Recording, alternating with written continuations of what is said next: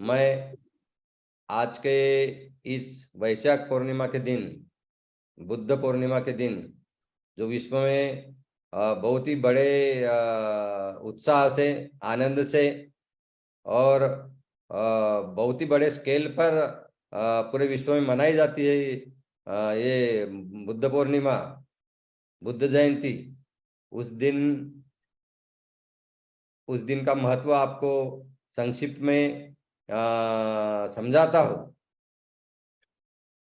और आपसे आशा करता हूँ कि ये तीन जो घटनाएं बुद्ध के जीवन में हुई है वैशाख पूर्णिमा के दिन, ये घटनाएं बहुत अच्छी तरह से समझ ले।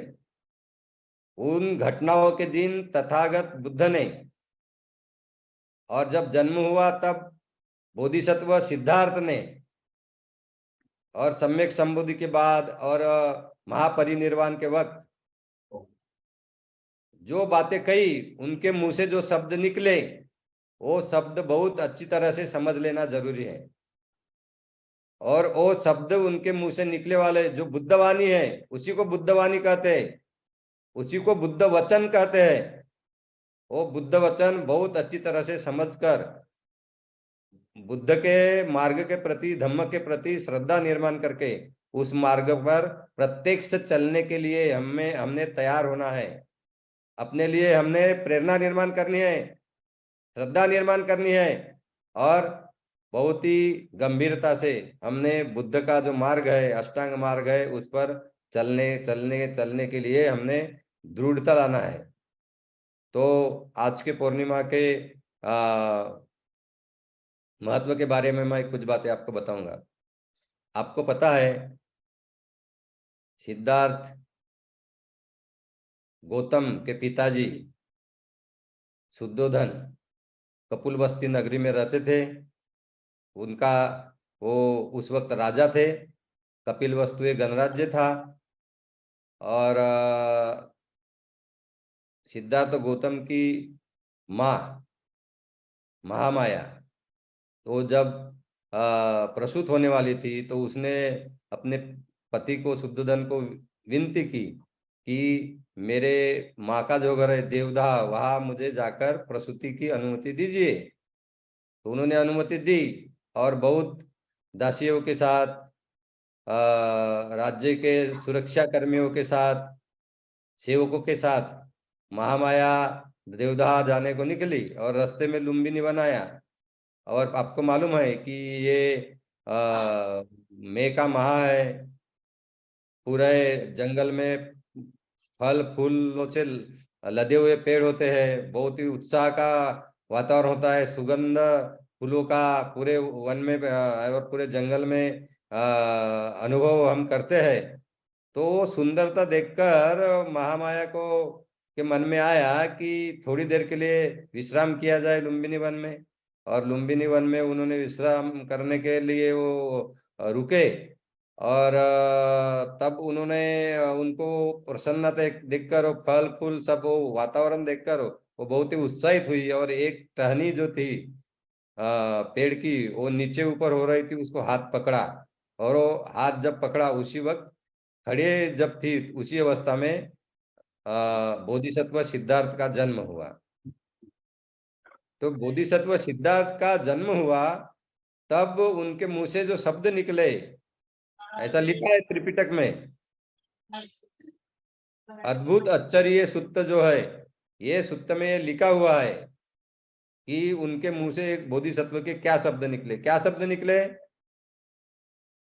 सेट्टो हूं मैं, सेट्टो ज्येष्ठो। ये भी कहा उन्होंने कि मैं विश्व में श्रेष्ठ हूं, सबसे ज्येष्ठ हूं। ये बात कहने के बाद उन्होंने कहा, अयंग अंतिमा जाति नत्ति दानी पुनः भवोति। तो ये बातें आप समझ लीजिए। कुछ कुछ लोग इस बारे में बहुत संभ्रम निर्माण कर देते हैं, और इस पर बहुत चर्चा करते हैं। रिबर्थ है, पुनर्जन्म है, होता नहीं होता, इस भी उलझन में पड़कर लोग अपनी जिंदगी खो बैठते हैं और अष्टांग मार्ग पालन नहीं करते हैं। चर्चा में ही अपनी पूरी जिंदगी खराब कर देते हैं, ऐसे भी बहुत लोग हैं। तो और ऐसे लोग ऐसे भी है कि जो बोधिसत्व बाबा साहब अम्बेडकर जी को भी मानते हैं। तो जो लोग बोधिसत्व बाबा साहब अम्बेडकर जी को मानते हैं, उन्होंने उनका द बुद्ध एंड हिज धम्म ये ग्रंथ का अच्छे से अध्ययन करना चाहिए। अच्छे से अध्ययन, इसका मतलब हर एक शब्द पढ़ना चाहिए, वहां क्या क्या लिखा है। बहुत बातें उन्होंने लिखी है। तो जो बोलो व्यक्ति बोलते होंगे कि बाबा साहब अम्बेडकर जी अनेक जन्म नहीं मानते थे एक ही जीव के, या पुनर्जन्म नहीं मानते थे, वो उनका जो उनकी जो समझ है वो गलत है। बुद्ध का जो जन्म हुआ उसका वर्णन करते वक्त बाबा साहब अम्बेडकर जी ने द बुद्ध एंड हिज धम्म ग्रंथ में लिखा है कि सुमेध नाम का बोधिसत्व महामाया के सपने में आया और उसने उनको विनती की कि मैं मेरा आखिरी जन्म लेना चाहता हूं, क्या आप मेरी माँ बनेगी। तो वहां लिखा है बाबा साहब ने अंग्रेजी में, the last and final berth, I want to take my last and final berth. तो जब वो कहते हैं, इसका मतलब ये होता है कि he has taken many births earlier. और जब हम सुमेध की बात करते हैं, तो सुमेध मालूम है आपको कि दीपंकर बुद्ध के आगे सुमेध बोधिसत्व करके दीपंकर बुद्ध ने कहा था कि तू आगे का अभी सम्यक संबुद्ध बनेगा गौतम नाम से। बाबा साहब अम्बेडकर जी ने भगवान बुद्ध और उनका धम्म ग्रंथ में और बातें कही है कि बोधिसत्व 10 जन्मों में 10 पारमिता पूर्ण करते हैं, पूरी करते हैं। 10 पारमिता पूरे किए बगैर कोई भी बोधिसत्व सम्यक संबुद्ध नहीं हो सकता। तो 10 पारमिता जो परिपक्व होती है आखिरी के जन्मों में, 10 जन्मों में, वो 10 जन्मों में और एक जन्म में एक पारमिता परिपक्व होती है, ऐसा बाबा साहब लिखते हैं। बाबा साहब ने यह भी लिखा हुआ है भगवान बुद्ध और उनका धम्म में कि आत्मा के एक शरीर से दूसरे शरीर में जाए बगैर यानी जाता है, इसके बगैर ही पुनर्जन्म होता है, ये बुद्ध ने सिखाया है, ऐसा लिखा है। और पुनर्जन्म कैसा होता है वो भी बाबा साहब ने वहां नागसेन जो है, नागसेन ने जिन्होंने मिलियन के प्रश्नों को उत्तर दिया, उसका आधार लेकर वो नागसेन के जो शब्द है वो बाबा साहब ने बुद्धांडी धम्म में लिखा है। और बताया है कि जैसे एक दिए से दूसरा दिया जलता है, एक मोमबत्ती से दूसरी मोमबत्ती जलती है, उसी प्रकार पुनर्जन्म आत्मा के एक शरीर से दूसरे शरीर में जाए बगैर ही होता है। तो ये बात बहुत अच्छी तरह समझ ले। और बुद्ध बाबा साहब अम्बेडकर जी ने बुद्धानी धम्म ग्रंथ में यह भी लिखा हुआ है कि एक नाम रूप यानी एक एक शरीर और मन कार्य करता है, और वही कर्म से दूसरा शरीर और मन निर्माण होता है। तो ये सब बातें जो है, ये बातें होने के बाद भी अगर कोई लोग बोलते हैं कि बाबा साहब अम्बेडकर जी ने जन्म नहीं माने, अनेक जन्म एक ही जीव के, या पुनर्जन्म नहीं माना, ये बात बहुत ही गलत है। तो जब सिद्धार्थ गौतम बोलते हैं जन्मने के बाद कि अयंग अंतिमा जाति नत्ति दानी पुनः भवति, तो बोलते हैं सिद्धार्थ जन्म जन्म के बाद लुम्बिनी वन में ही ये मेरा आखिरी जन्म है, इसके बाद मैं और मेरा पुनर्भव नहीं होगा, या मैं और जन्म नहीं लूंगा, मैं और निर्माण नहीं होगा, मृत्यु होगा मेरा, उसके बाद मेरा और जन्म नहीं होगा।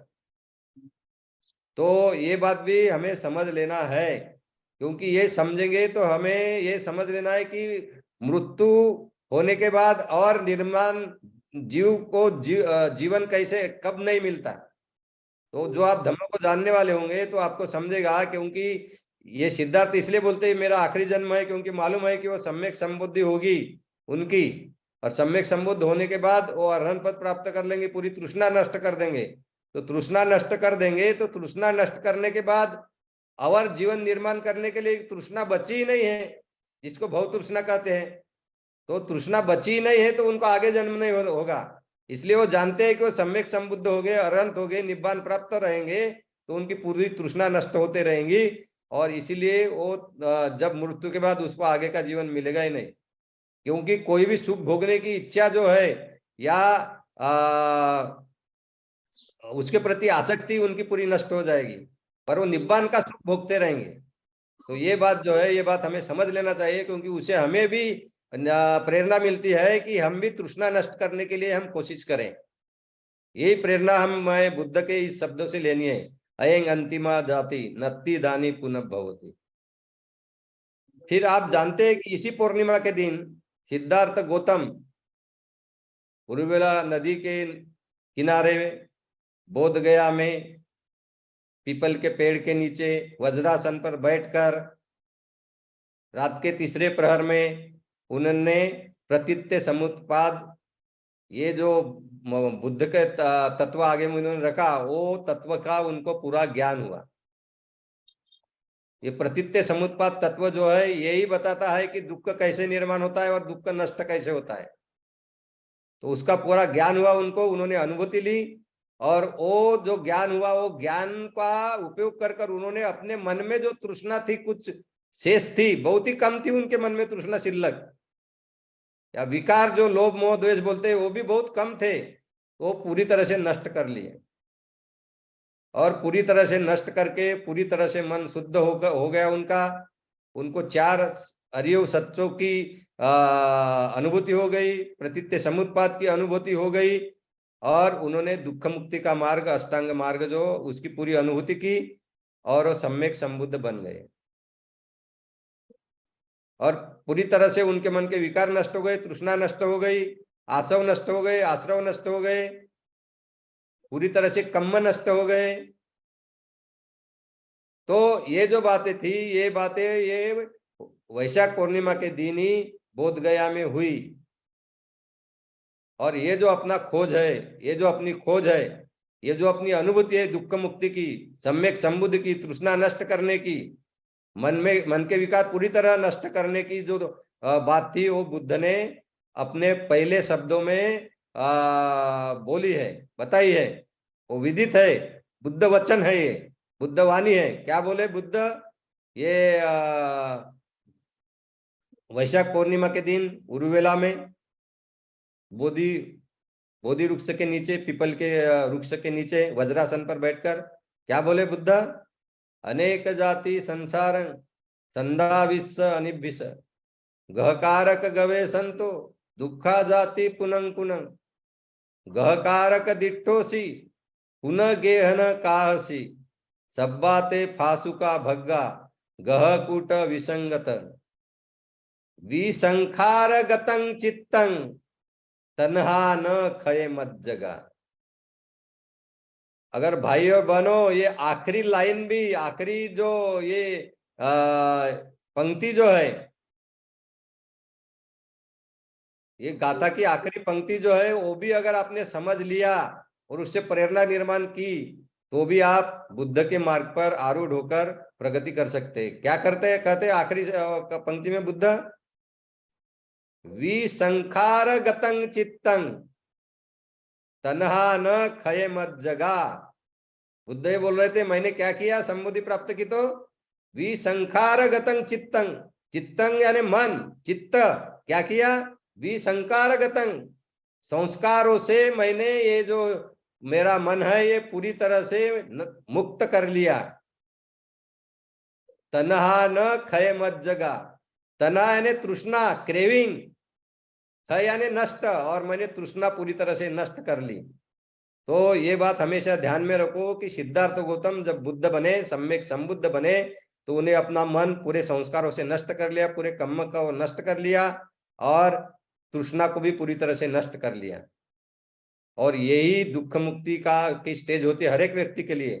उनके बाद में उनके शिष्य जो अरहंत बने, अनेक भिक्खु भिक्खुनियां, कुछ उपासक भी बने, तो उन्होंने भी ये अपना मन संखारों से मुक्त किया, तृष्णा से मुक्त किया।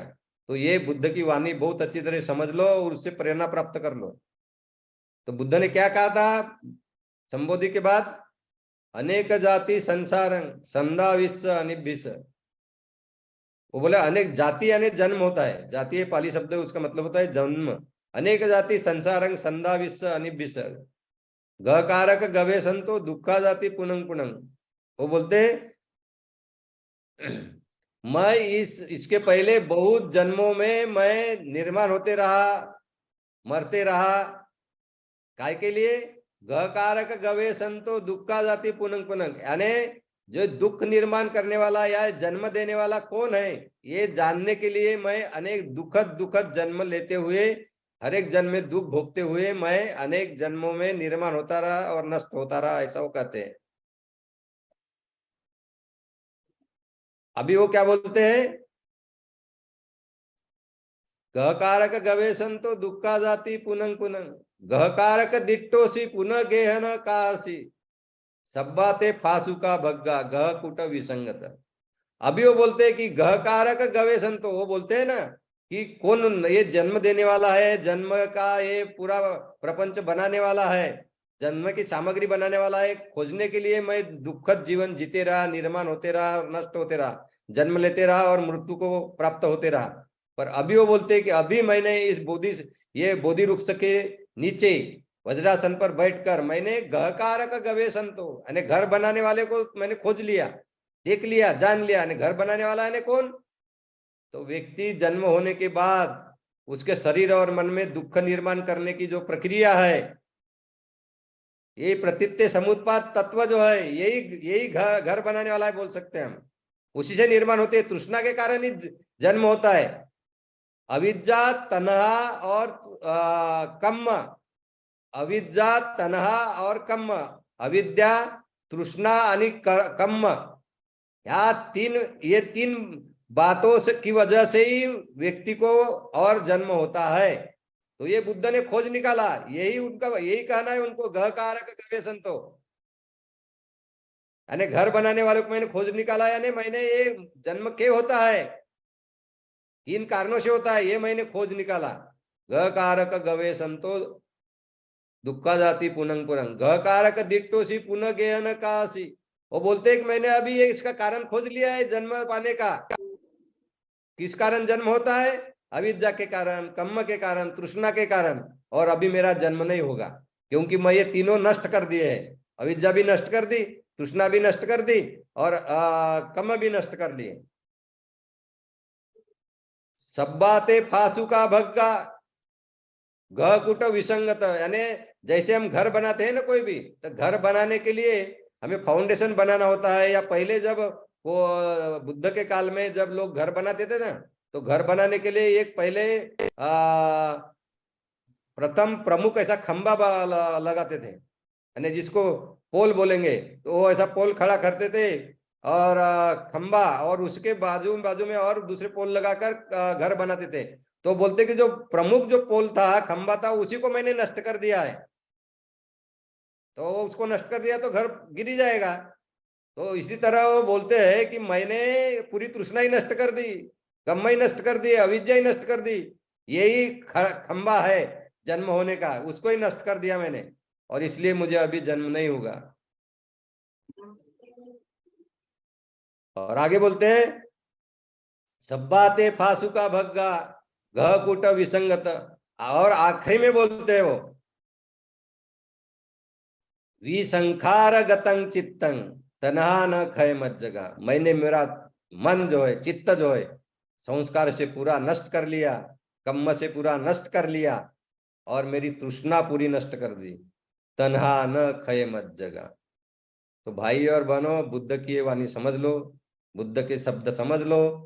बुद्ध इससे यही संदेश दे रहे हैं। आज इस वैशाख पूर्णिमा के दिन जो ये शब्द उनके मुंह से निकले थे उरुवेला में, उससे यही प्रेरणा हमें लेनी है। हमें भी अपना मन संस्कार रहित करना है, तृष्णा रहित करना है। और किस तरह से करना है बुद्ध ने बताया है।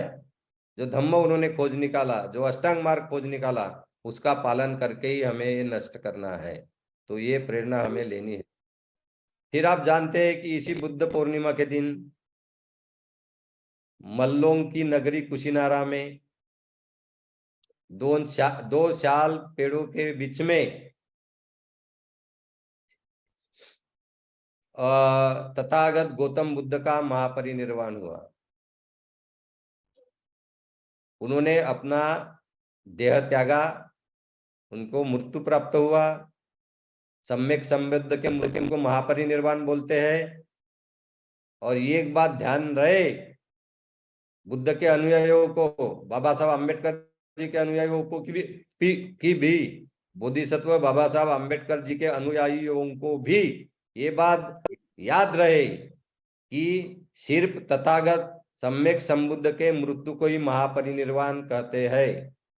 विश्व में तथागत बुद्ध के मृत्यु के बगैर किसी भी मृत्यु को महापरिनिर्वाण नहीं कहते, नहीं कहना चाहिए। ये ठीक बात नहीं है, ये समझ लो। बाबा साहब अम्बेडकर जी ने खुद उन्होंने जो पाली इंग्लिश अंग्रेजी डिक्शनरी लिखा है, शब्दकोश लिखा है, उसमें महापरिनिर्वाण का यही अर्थ दिया हुआ है कि बुद्ध का मृत्यु। तो ये बात ध्यान में रखें।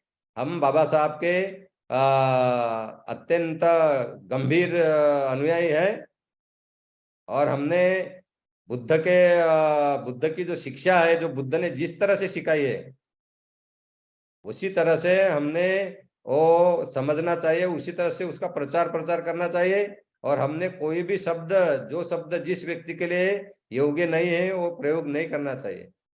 बहुत लोग अभी कुछ कुछ शब्द किसी को भी यूज करने लग गए हैं। और परिनिर्वाण, महापरिनिर्वाण का तो बहुत ही मैं देख रहा हूं कि आजकल किसी को परिनिर्वाण लिख देते हैं। कोई भिक्षुओं को मृत्यु हो गया तो परिनिर्वाण लिख देते हैं, कुछ लोगों का मृत्यु हो गया तो निर्वाण लिख देते हैं। तो मुझे ऐसा दिखता है कि बाबा साहब के अनुयायी ने ऐसा अर्थ निकल लिया अभी कि बहुत सामान्य सामान्य व्यक्ति का मृत्यु हो गया तो निर्वाण, थोड़े और प्रसिद्ध व्यक्ति का मृत्यु हो गया तो परिनिर्वाण, और काफी प्रसिद्ध व्यक्ति का मृत्यु हो गया तो महापरिनिर्वाण। तो ये बहुत गलत है। ये बुद्ध धम्म के लिए, बुद्ध शासन के लिए ये बहुत गलत बात हो रही है। इससे हमें बचना है। सिर्फ तथागत गौतम बुद्ध जी के मृत्यु को ही हमने महापरिनिर्वाण कहना है, और ये कहकर हम धम्म की सेवा करेंगे। तो ये आप लोग ध्यान में रखिए। तो महापरिनिर्वाण के दिन 2 वृक्षों के पेड़ बीच में जब महापरिनिर्वाण का समय आया, तब तथागत गौतम बुद्ध ने अपने भिक्षुओं को पहले पूछा, तुम्हें क्या कुछ शंका है, संभ्रम है धम्म के बारे में? तो और वो भिक्षुओं को कहा कि आप कोई भी प्रश्न मुझे पूछ सकते हैं। तो कोई भी भिक्षु ने कोई प्रश्न नहीं पूछा, वो शांत थे। तब आनंद बोलता है बुद्ध को, आनंद उनका सेवक था, तथागत ये आश्चर्य है कि कोई जो ये भिक्षु है यहाँ इतने सारे, ये भिक्षुओं में से कोई भी कोई प्रश्न नहीं पूछ रहा है, किसी को कोई शंका नहीं है। मुझे लगता है कि इन्होंने अट्टपुरुष पुग्गल जो होते हैं, श्रोतापन्न, सकृतागामी, अनागामी, अरहंत मार्ग और फल प्राप्त हुए जो 8 प्रकार के भिक्षु होते हैं, वो अवस्था इन्होंने हासिल की है, ऐसा मुझे लगता है। ऐसा आनंद कहते बुद्ध को। बुद्ध बोलते आनंद को, अरे आनंद ऐसा लगता नहीं, मुझे पूरी खात्री है, मैं उनके मन पढ़ सकता हूँ, मुझे चेतोपरीय ज्ञान है, मैं हर एक के मन जानता हूँ, इसलिए मुझे पूरी पूरी खात्री हो गई है कि ये कम से कम यहाँ जो है व्यक्ति वो श्रोतापन्न है, ये भिक्षु जो है, इसलिए वो इनको कोई संभ्रम नहीं है, कोई प्रश्न नहीं है। और तब बुद्ध भिक्षुओं को आखिरी शब्दों में मार्गदर्शन करते हैं महापरिनिर्वाण के। ये बुद्ध के विश्व के लिए, सभी जीवों के लिए आखिरी शब्द थे। वो शब्द ये वैशाख पूर्णिमा के दिन ही उन्होंने कुशीनारा में बोले थे। वो बुद्ध वचन है, बुद्ध की वाणी है, उसे समझ लीजिए। क्या कहा था? वय धम्मा संखारा अपमादेन संपादित। वय धम्मा संखारा, वय यानी नष्ट होना, धम्मा यानी सर्वधम्म। धम्म यानी मन में जो जो बातें निर्माण होती है वो धम्म है, जो जो संस्कार है वो धर्म है, कर्म ये भी धम्म है। तो ये जो जो मन में निर्माण होता है ये सब अनित्य है, वय धम्मा है, मृत्यु धम्मा है, मरण धम्मा है। जो जो निर्माण होता है वो नष्ट होता ही है, यही बुद्ध को यहाँ से सिखाना है। तो बोलते वय धम्मा संकारा, सब संस्कार अनित्य है, नष्ट होने वाले हैं, जो भी निर्माण होता है वो नष्ट होगा ही। अपमादेन संपादित, अप्रमाद पूर्वक ये जानो, अनुभूति लो भाइयों बहनों। यही बुद्ध की प्रमुख शिक्षा थी कि जो जो संस्कार इस विश्व में निर्माण होते हैं, हमारे मन में निर्माण होते हैं, हमारे शरीर में निर्माण होते हैं, हमारी ये 3.5 हाथ की जो काया है, इस काया के अंदर जो भी प्रपंच चलता है शरीर और मन का, नाम रूप का, उसमें जो भी संस्कार निर्माण होते हैं वह संस्कार जो है ये नष्ट होने वाले ही है। वो नष्ट हो रहे, कमजोर हो रहे, कम हो रहे, बदल रहे हैं, ये जानो। वहां का अनित्य तत्व जानो, और अनित्य होने के बाद वो दुख है ये जानो। और जो अनित्य है, जो दुख है, वो मेरा नहीं हो सकता, वो मैं नहीं हो सकता। ये अनात्म भाव निर्माण करो, और यही प्रज्ञा है, यही विपස්සना है। ये जानकर आप अपने मन के विकार कम करो और अरहंत पद के तरफ आरूढ़ हो जाओ, आप मार्गोत्क्रमण करो, यही बुद्ध को यहाँ से सिखाना है। तो भाई और बहनों, बुद्ध के आखिरी शब्द इस बुद्ध पूर्णिमा के दिन पर उच्चार उसका करते हुए मुझे बहुत ही हर्षोल्लास हो रहा है, आनंद हो रहा है। बुद्ध की ये वाणी हमें प्रेरणा देती है कि हम बुद्ध की शिक्षा के अनुसार आचरण करके अष्टांगिक मार्ग का पालन करके हम आगे चलें। तो मैं आप सभी को इस बुद्ध पूर्णिमा की शुभेच्छा देता हूँ। आपकी श्रद्धा बहुत ही द्विगुणित होगी, विकसित होगी। बुद्ध धम्म संघ के प्रति आपकी कटिबद्धता और बढ़ेगी, दृढ़ होगी, और आप पूरी अपने ताकत के साथ आप अष्टांग मार्ग पालन करने में अपना जीवन व्यतीत करोगे, समय व्यतीत करोगे, ऐसी मैं अपेक्षा करता हूँ। और आज का जो विषय है, जो हम सम्यक स्मृति के बारे में हम बात कर रहे हैं, वो ये 6वां भाग है। सम्यक स्मृति पर एक 6वां प्रबोधन है, और कायानुपස්සना पर मेरे ख्याल से ये 5वां प्रबोधन है। तो इसके बारे में हम अभी चर्चा करेंगे। तो भाई और बहनों, आप जानते हो कि महासतिपट्टन सुत्त, जो दीघ निकाय का 22वां सुत्त है, उसमें तथागत बुद्ध ने कहा है, एकायनो अयं भिक्कवे मग्गो सत्तानंग विशुद्धिया। बुद्ध ने ये कहा कि भिक्षुओं, मानवों के विशुद्धि का, जीवों के विशुद्धि का एक ही मार्ग है। और आगे में क्या बताया, चत्तारो सतिपट्टाना। तो ये 4 जो स्मृति प्रस्थान है, कायानुपස්සना, वेदनानुपස්සना, चित्तानुपස්සना, धम्मानुपස්සना, ये 4 स्मृति प्रस्थान है। ये जीवों के विशुद्धि का, जीवों की शुद्धता का एक ही मार्ग है। जीवों की शुद्धता यानी क्या, विशुद्धि यानी क्या, कि उनके मन में जो भी तृष्णा है, जो भी विकार है, लोभ है, द्वेष है, मोह है, ये पूरी तरह नष्ट करने का एक ही मार्ग तथागत गौतम बुद्ध ने बताया।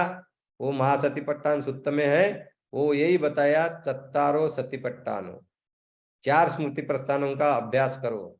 और मैं आपको बताना चाहता हूं कि हमारे जो बोधिसत्व है बाबा साहब अम्बेडकर जी, उन्होंने अपने ग्रंथ दी बुद्धांडी धम्म में भी जीवन की शुचिता रखना यानी धम्म, ये जो उन्होंने भाग लिखा है, उसमें यही 4 स्मृति प्रस्थानों की उन्होंने बात कही है। कायानुपස්සना, वेदनानुपස්සना, चित्तानुपස්සना, धम्मानुपස්සना। तो हमें ये 4 स्मृति प्रस्थान समझकर उनका चारों का बहुत गहराई से पालन करना है। तो कायानुपස්සना के बारे में बोलते हुए बुद्ध ने कहा, कायानुपස්සना क्या है, काये कायानुपस्सी वेरति आतापि संपजानो सतीमा विनय लोके अभिज्जा दो मनस्संग।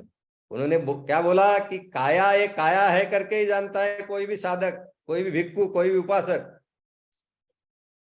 कैसे जानता है, बहुत ही उत्साह के साथ,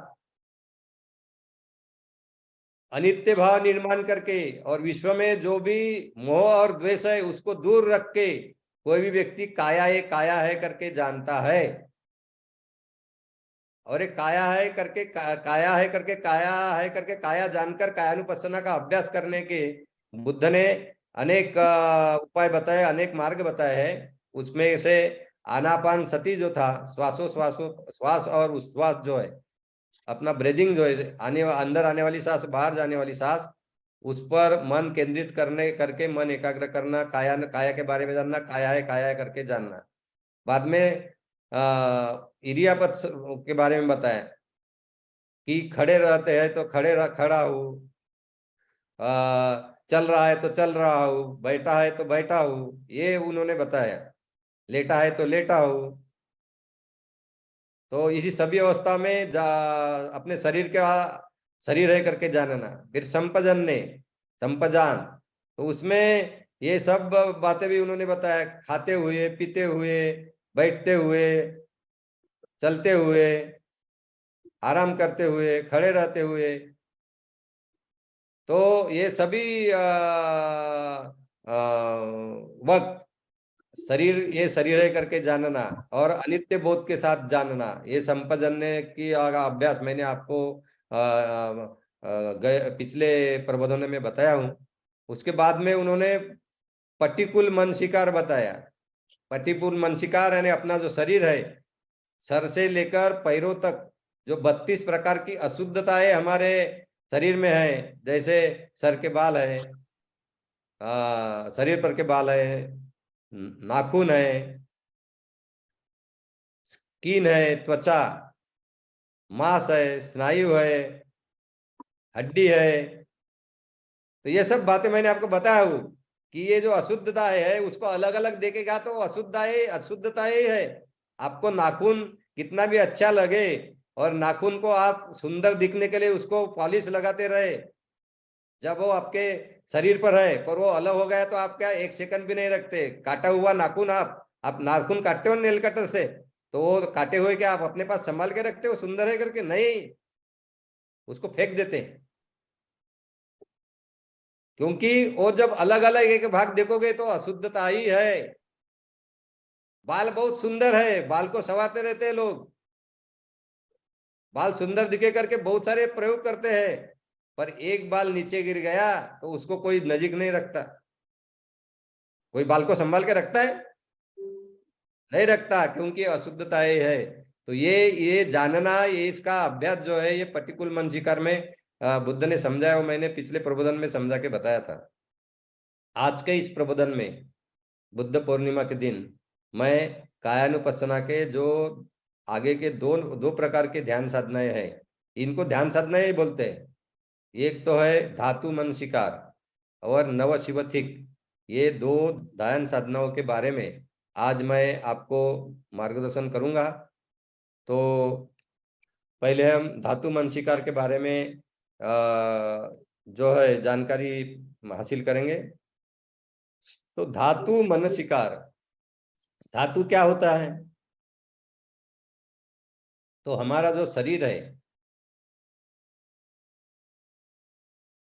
हमारा जो जीव है, जिसको बुद्ध ने नाम रूप कहा है, नाम यानी मन, रूप यानी शरीर। तो व्यक्ति जो बनती है, व्यक्ति जो निर्माण होती है, वो पंचस्कंद के साथ ही होती है। उसको शरीर और मन है, शरीर और मन दोनों रहे बगैर जन्म नहीं होता। जब गर्भधारणा होती है तब शरीर और मन दोनों का प्रवास शुरू हो जाता है एक साथ। एक ही जगह मन और शरीर रहते हैं। मन शरीर में ही होता है, मन के बगैर शरीर निर्माण नहीं हो सकता और शरीर के बगैर मन निर्माण नहीं हो सकता। तो ये ये जो शरीर और मन जो है, ये इसमें ये शरीर और मन जिन प्रमुख घटकों से बना हुआ होता है उनको धातु कहते हैं। शरीर और मन यानी व्यक्ति जिन प्रमुख घटकों से बना हुआ होता है उसको धातु कहते हैं। तो बुद्ध ने महासतिपट्टान सूक्त में 4 धातु बताए हैं। पृथ्वी धातु, आपो धातु, तेजो धातु, वायु धातु। पृथ्वी, आप, तेज, वायु, ये 4 जो धातु है इनको धातु कहा गया है और ये घटक है जिनके कारण व्यक्ति बना हुआ है, ये बुद्ध ने बताया है। आप अभी जब मैं बोलता हूं कि ये मेरा शरीर है, ये मैं हूं, तब मैं मेरा पूरा शरीर का रूप देखता हूं। मैं अलग अलग मेरे शरीर में जो पृथ्वी धातु है उसको अलग से नहीं देखता। मेरे शरीर में जो आपो धातु है, आपो धातु है, मेरे शरीर में जो जो द्रव रूप पदार्थ है, द्रव रूप तत्व जो जो है मेरे शरीर में, वो मैं अलग से नहीं देखता। जब मैं शरीर को जानता हूं, मेरा शरीर ही बोलता हूं, तब तेजो धातु यानी जो मेरे शरीर में जो उष्णता है, ऊर्जा है, उसको मैं अलग से नहीं देखता। उसी प्रकार जब मैं ये मेरा शरीर है बोलता हूँ, ये मैं हूं बोलता हूँ, तब मैं मेरे शरीर के अंदर जो वायु धातु है यानी वायु का, हवा का जो अंश है, तत्व है, उसको मैं अलग से नहीं देखता। तो एक मेरा ये शरीर है, मैं हूं, इसी तरह से मैं जानीव निर्माण करता हूं। और इस ध्यान साधना में धातु मनसिकार के बुद्ध कहते हैं कि भिक्खु को, उपासक को, जो जो साधक है उसको, जो जो बुद्ध की शिक्षा के अनुसार अभ्यास कर रहा है ध्यान साधना का, मेडिटेशन का, उसने अपने शरीर में जो पृथ्वी धातु है, यानी पृथ्वी का अंश है, पृथ्वी का तत्व है, आपो धातु है, यानी द्रव रूप जो तत्व है, तेजो धातु यानी जो ऊर्जा का उष्णता का तत्व है, और वायु धातु यानी जो हवा का तत्व है। ये चारों तत्वों को अलग अलग देखना है, अलग अलग जानना है। प्रत्यक्ष अपने मन से वो जानना ही है। जब आप अपने शरीर में देखने लगोगे तो ये चार तत्व जो है, पृथ्वी आप तेज वायु के, अलग अलग आपने वहां देखना चाहिए, तभी आपका ये इसका अभ्यास पूरा होगा, अभ्यास आपका होगा। इसका बहुत अच्छी एक उपमा तथागत बुद्ध ने महासतिपट्टन सुत्त में दी हुई है। क्या बोलते हैं तथागत? तथागत बोलते हैं कि कोई जो खाटिक है, बुचर जिसको बोलते हैं, यानी जो मांस बिक्री का व्यापार करता है, धंधा करता है, वो व्यक्ति अगर कोई गैया जो है, काउज है, उसका कत्ल कर ले, और कत्ल करके वो वो गाय को, मरी हुई गाय को अलग अलग भाग में उसके काटकर वो चौराहे पर बैठ जा और उसको मांस करके बेचे, मटन करके बेचे, तो जब पहले वो गाय को काटने वाला होता है या कत्ल करने वाला होता है, तब उसे मालूम होता है कि गाय है, काऊ है। जब उसका कत्ल होता है तब भी उसकी डेड बॉडी, वो तब भी उसको काऊ ही बोलता है, गाय बोलता है। पर जब गाय के अलग अलग भाग को काटता है, विघटित करता है, पैर पैर को काटता है, फिर है ना, उसके अलग अलग जो भाग है उनको काटता है और उसका मांस बनाता है छोटा छोटा टुकड़ों में, तो ये मांस बनने के बाद वो गाय है करके नहीं बोलता, ये मांस है, मैं मांस बेच रहा हूँ, मटन बेच रहा हूँ, ऐसा ही भाव उसमें निर्माण हो जाता है। तब उसके लिए वो गाय नहीं रहती। उसी प्रकार बुद्ध बोलते हैं कि जो भिक्खु है, साधक है, उपासक है, धातु मंशिकार का अभ्यास करने वाला कोई भी व्यक्ति है, उसने ये शरीर पूरा शरीर है करके नहीं जानना है।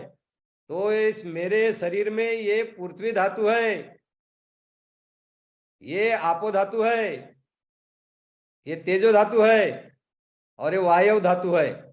ऐसा अलग अलग ये धातु, जैसे वो गाय काटने वाला है ना, मांस बेचने वाला, ये मांस करके ही बेचता है, अलग अलग टुकड़े अलग अलग टुकड़े बेचता है, वो गाय का कोई उसमें अंश नहीं होता। तब उसी तरह पूरे शरीर का के बारे में जागरूकता न रखते हो, प्रत्येक घटकों के बारे में जागरूकता रखो, धातुओं के बारे में जागरूकता रखो, उस पर जानो, उसकी अनुभूति लो। इस तरह से बुद्ध ये धातु मनसिकार का अभ्यास करने के लिए बोलते हैं। तो फिर ये हम समझ ले कि धातु क्या होते हैं। पृथ्वी धातु किसको बोलते हैं? पृथ्वी धातु बोला है पाली भाषा में। पृथ्वी धातु क्या है? तो भाई और बहनों, एक बात समझ लो बहुत अच्छी तरह से कि जो जो विश्व में पदार्थ है वो घनीभूत है, सॉलिड है, वो पृथ्वी धातु है, पृथ्वी धातु है। और उसको पृथ्वी धातु क्यों बोलते हैं? तो जो भी वो घनीभूत और सॉलिड घटक है, पदार्थ है, वो पृथ्वी पर गिरने के बाद, वो पृथ्वी पर गिरने के बाद उसका विघटन होके, वो नष्ट होके उसकी मिट्टी बन जाती है। तो जिस जिस पदार्थ की पृथ्वी पर गिरने के बाद मिट्टी बनती है, उसको पृथ्वी धातु बोलते हैं, पृथ्वी धातु बोलते हैं। देखो पत्ते गिरते हैं पेड़ के, पेड़ की कुछ टहनियां गिरती है, पेड़ का आप कोई भी भाग जो बोलोगे, स्टेम जो है या रूट जो है, वो भी आखिरी में अगर पेड़ मर गया तो उसका सब भागों का विघटन होके वो मिट्टी में मिल जाते हैं, धूल बन जाते हैं, सॉइल जिसे बोलते हैं, मिट्टी बन जाती है। वैसे आदमी मरने के बाद भी हमारी हड्डियां, हमारा मांस, हमारे स्नायु, ये सब जो है मिट्टी में मिल जाते हैं और मिट्टी बन जाते हैं। तो जो जो वस्तु, जो जो घटक जो है इस विश्व में, जो पृथ्वी पर गिरने के बाद उसका विघट होने मिट्टी बन जाते हैं, उनको बोलते हैं पृथ्वी धातु, पृथ्वी धातु। तो हमारे शरीर में भी पृथ्वी धातु है, वो अलग से जानो एक एक करके, ऐसा बुद्ध बताते हैं। फिर आपो धातु, आपो धातु, आपो यानी पानी होता है, पर सिर्फ पानी नहीं, तो पानी का जैसा गुणधर्म है, तत्व है, उसी तरह हर द्रव का, लिक्विड जिसको अंग्रेजी में बोलते हैं, तो लिक्विड जो भी है, लिक्विड का अंश है, द्रव का तत्व जो है, उसी को आपो धातु कहा गया है। तो इसका क्या होता है, तो ये बहता है। अभी इसका ये आपो धातु का एक प्रमुख गुणधर्म होता है कि वो अलग अलग घटकों को, कणों को जोड़ के रखता है। मैं बहुत ही आसान उदाहरण आप लोगों को बताता हूँ। हमारे घर में हमारी महिलाएं, हमारी माएँ, हमारी बहनें, जो भी स्त्रियां घर में रोटी बनाते हैं ना, रोटी, तो रोटी जो आटा होता है, वो आटा आप जब वो आटा एक साथ करने के लिए, उसका गोल बनाने के लिए, और उसके बाद उसकी रोटी बनाने के लिए, उसका गोल बनाने के लिए, उसको उसमें ये जो है आपो धातु डालना ही होता है, यानी पानी डालना ही होता है। पानी डालोगे तो ही वो आटे के अलग अलग कण है वो एक साथ में आएंगे, और आप उसका गोला बना सकते हैं, और उससे रोटी बना सकते हैं। जब तक पानी नहीं डालोगे, यानी आपो धातु नहीं डालोगे, द्रव रूप जिसका तत्व है ऐसा पदार्थ नहीं डालोगे, तब तक वो आप रोटी नहीं बना सकते। आटा जो है अलग अलग, एक एक कण अलग अलग रहेगा। तो ये आपो धातु का मुख्य गुणधर्म होता है, अनेक कणों को, अनेक पदार्थों को एक साथ में जोड़ के रखना। कोहेजन बोलते हैं अंग्रेजी में। तो ये बात आप समझ लीजिए। फिर इसके बाद में है तेजो धातु। तो तेजो धातु क्या है, तो तेजो धातु है ये ऊर्जा और उष्णता जो होती है, गर्मी या ठंडा भी, तो ये ऊर्जा उष्णता जो होती है, गर्मी जो होती है, उसी को तेजो धातु कहा गया है। तो उसका जो तत्व है, उस ऊर्जा का तत्व, उष्णता का तत्व, एनर्जी, हीट, इसका जो तत्व है, उसी को तेजो धातु बोला गया है। फिर है वायु धातु। तो वायु धातु क्या है, तो जिसमें हवा का, एयर का एलिमेंट है, हवा का तत्व है, विंड का तत्व है, उसी को वायु धातु बोलते हैं। तो इसी प्रकार ये चार धातु आप समझ लीजिए। तो ये पृथ्वी धातु को अंग्रेजी में अर्थ एलिमेंट बोलते हैं, आपो धातु को वाटर एलिमेंट बोलते हैं, तेजो धातु को एनर्जी एलिमेंट बोलते हैं या हीट एलिमेंट बोलते हैं, और वायु धातु को विंड एलिमेंट बोलते हैं। तो ये चार प्रमुख धातु जो है, इसको पाली भाषा में चतु धातु बोलते हैं। इसको महाभूत भी बोलते हैं। महाभूत इसलिए बोलते हैं कि ये चार प्रमुख घटकों से ही विश्व के सभी पदार्थ बने हुए हैं। वो सजीव रहे या निर्जीव रहे, सजीव रहे या निर्जीव रहे, ऐसे ये जो पदार्थ है विश्व में पूरे आपको मिलते हैं। ये पूरे पदार्थ जो है, घटक जो है, जो भी वस्तुएं है, चीजें है, जो कुछ भी दिखता है विश्व में, ये चार प्रमुख घटकों से ही बने होते हैं।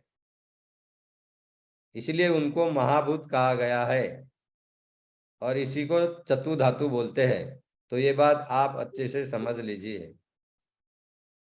तो तथागत ने महासतिपट्टान सूक्त में, कम्मास धम्म में भिक्षुओं को सिखाते हुए कहा कि ये चार धातु है, ये धातु आप अलग अलग शरीर में जानो, और फिर उसका स्वभाव भी जानने के लिए कहा है आगे में जाके। तो उसके बारे में मैं आगे बताऊंगा। भाई और बहनों, उपासक और उपासिकाओं, आपको पता है सिद्धार्थ गौतम बुद्ध का बेटा राहुल, ये जब सिद्धार्थ गौतम कपिल वस्तु में बुद्धत्व प्राप्ति के बाद पहली बार गए थे, तब श्रामणेर बना था। उसको पीछे पीछे पीछे उनके माता ने, जो यशोधरा थी, उसने बोला था जाओ अपने पिताजी का वो अपना क्या मांगो, वारसा मांगो, इनहेरिटेंस। तो वो गया पीछे पीछे बुद्ध के और बोलता कि मुझे वारसा दो दो आपका। तो क्या देते थे तथागत बुद्ध, गृह त्यागी, सम्यक संबुद्ध, तृष्णा नष्ट किए हुए लोगों को धम्म सिखा रहे। तो अपना वारसा देना है उनको, तो वो थोड़ी राजपाट दे सकते थे, वो तो उन्होंने पहले ही छोड़ रखा था। तो जिस मार्ग से वो दुख मुक्त हुए, वो मार्ग देना यही सबसे बड़ा उनको लिए इनहेरिटेंस है, वारस है, ऐसा उनको लगा। और उन्होंने राहुल सारीपुत्र को बोला, धम्म सेनापति को, सारीपुत्र ये राहुल को श्रामणेर बना दे। तो श्रामनेर बना राहुल। वो तो कम उम्र का ही था, तो उसको भी धम्म सिखाते थे। सारीपुत्र ही उसे धम्म बहुत बार सिखाता था, और बुद्ध ने भी उसको धम्म सिखाया है। तो राहुल को मार्गदर्शन आ, जो किया है वो भी सुत्त है त्रिपिटक में। तो ये मध्यम निकाय का जो सुत्त है, 60 सुत्ता जो है उसको महाराहुलोवाद सुत्त बोलते हैं। तो ये महाराहुलोवाद सुत्त जो है, ये महाराहुलोवाद सुत्त में मध्यम निकाय में आता है सुत्त 62 नंबर का, 62 नंबर का ये जो सुत्त है, ये बुद्ध ने राहुल को धम्म सिखाया है उसके बारे में है।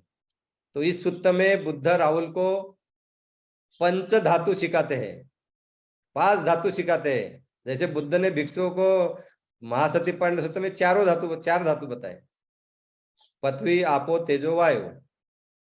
इसमें वो 5 धातु बताते हैं राहुल को। कौन से? पृथ्वी धातु, वही 4 पहले, पृथ्वी धातु, आपो धातु, तेजो धातु और वायु धातु। और 5वां धातु बताते हैं आकाश धातु, स्पेस एलिमेंट। तो उन्होंने आकाश धातु, फिर उसको समझाते हैं कि आकाश धातु क्या है।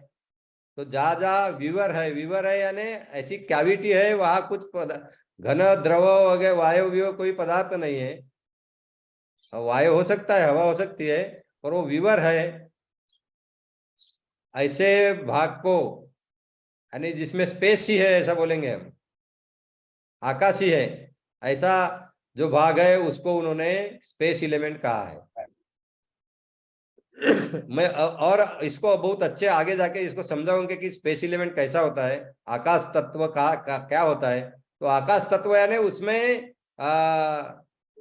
ऐसे होल जैसे होता है, होल, उसको आकाश तत्व कहेंगे हम। तो ये 5 तत्व जो है, 5 धातु है, तथागत बुद्ध ने अपने बेटे राहुल को, श्रामनेर राहुल को सिखाए थे। वही महाराहुलवाद सुत्त में बताए गए हैं। तो ये सुत्त भी पढ़ना बहुत अच्छा है, महाराहुलवाद सुत्त में। क्योंकि महाराहुलवाद सुत्त में बुद्ध ने आगे में जाकर राहुल को बहुत बताया है। उन्होंने ये भी बताया है कि ये 5 जो धातु है, इनका स्वभाव तुम जानो। उन्होंने ये बताया कि ये कहाँ कहाँ होते हैं अपने शरीर में, ये 5 धातु, और उनका स्वरूप कैसे है। और उन्होंने आनंद को ये भी बताया, ये बताया कि तुम ये धातुओं के प्रति मेत्ता, मैत्री भाव, करुणा, मुदिता और उपेक्षा का ये भाव निर्माण करो। और ये भाव निर्माण करके आगे में तुम अष्टांग मार्ग का पालन करो। और आगे में जाकर उन्होंने राहुल को ये भी सिखाया आनापान सती का अभ्यास करने के लिए। तो ये भी महत्व का सूत्र है, क्योंकि आप सभी सूत्र पढ़ोगे तो आखिरी में यही आएगा, शील, समाधि, और आगे में अनित्य दुख अनात्म बोध यानी प्रज्ञा, विपස්සना। ये यही आपको सभी सूत्रों में यही मिलेगा, यही बुद्ध की शिक्षा है। तो ये एक सूत्र है। फिर मध्यम निकाय का 140वां सूत्र है। मध्यम निकाय का 140वां सूत्र है, उसको बोलते धातु विभंग सूत्र।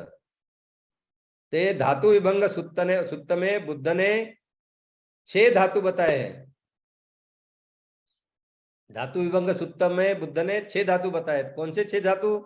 तो महाराहुलवाद सूत्र में जो 5 धातु बताए थे, पंच धातु, पृथ्वी धातु, आपो धातु, तेजो धातु, वायु धातु और आकाश धातु। तो इसमें बुद्ध 6वां धातु बताते हैं। कौन सा?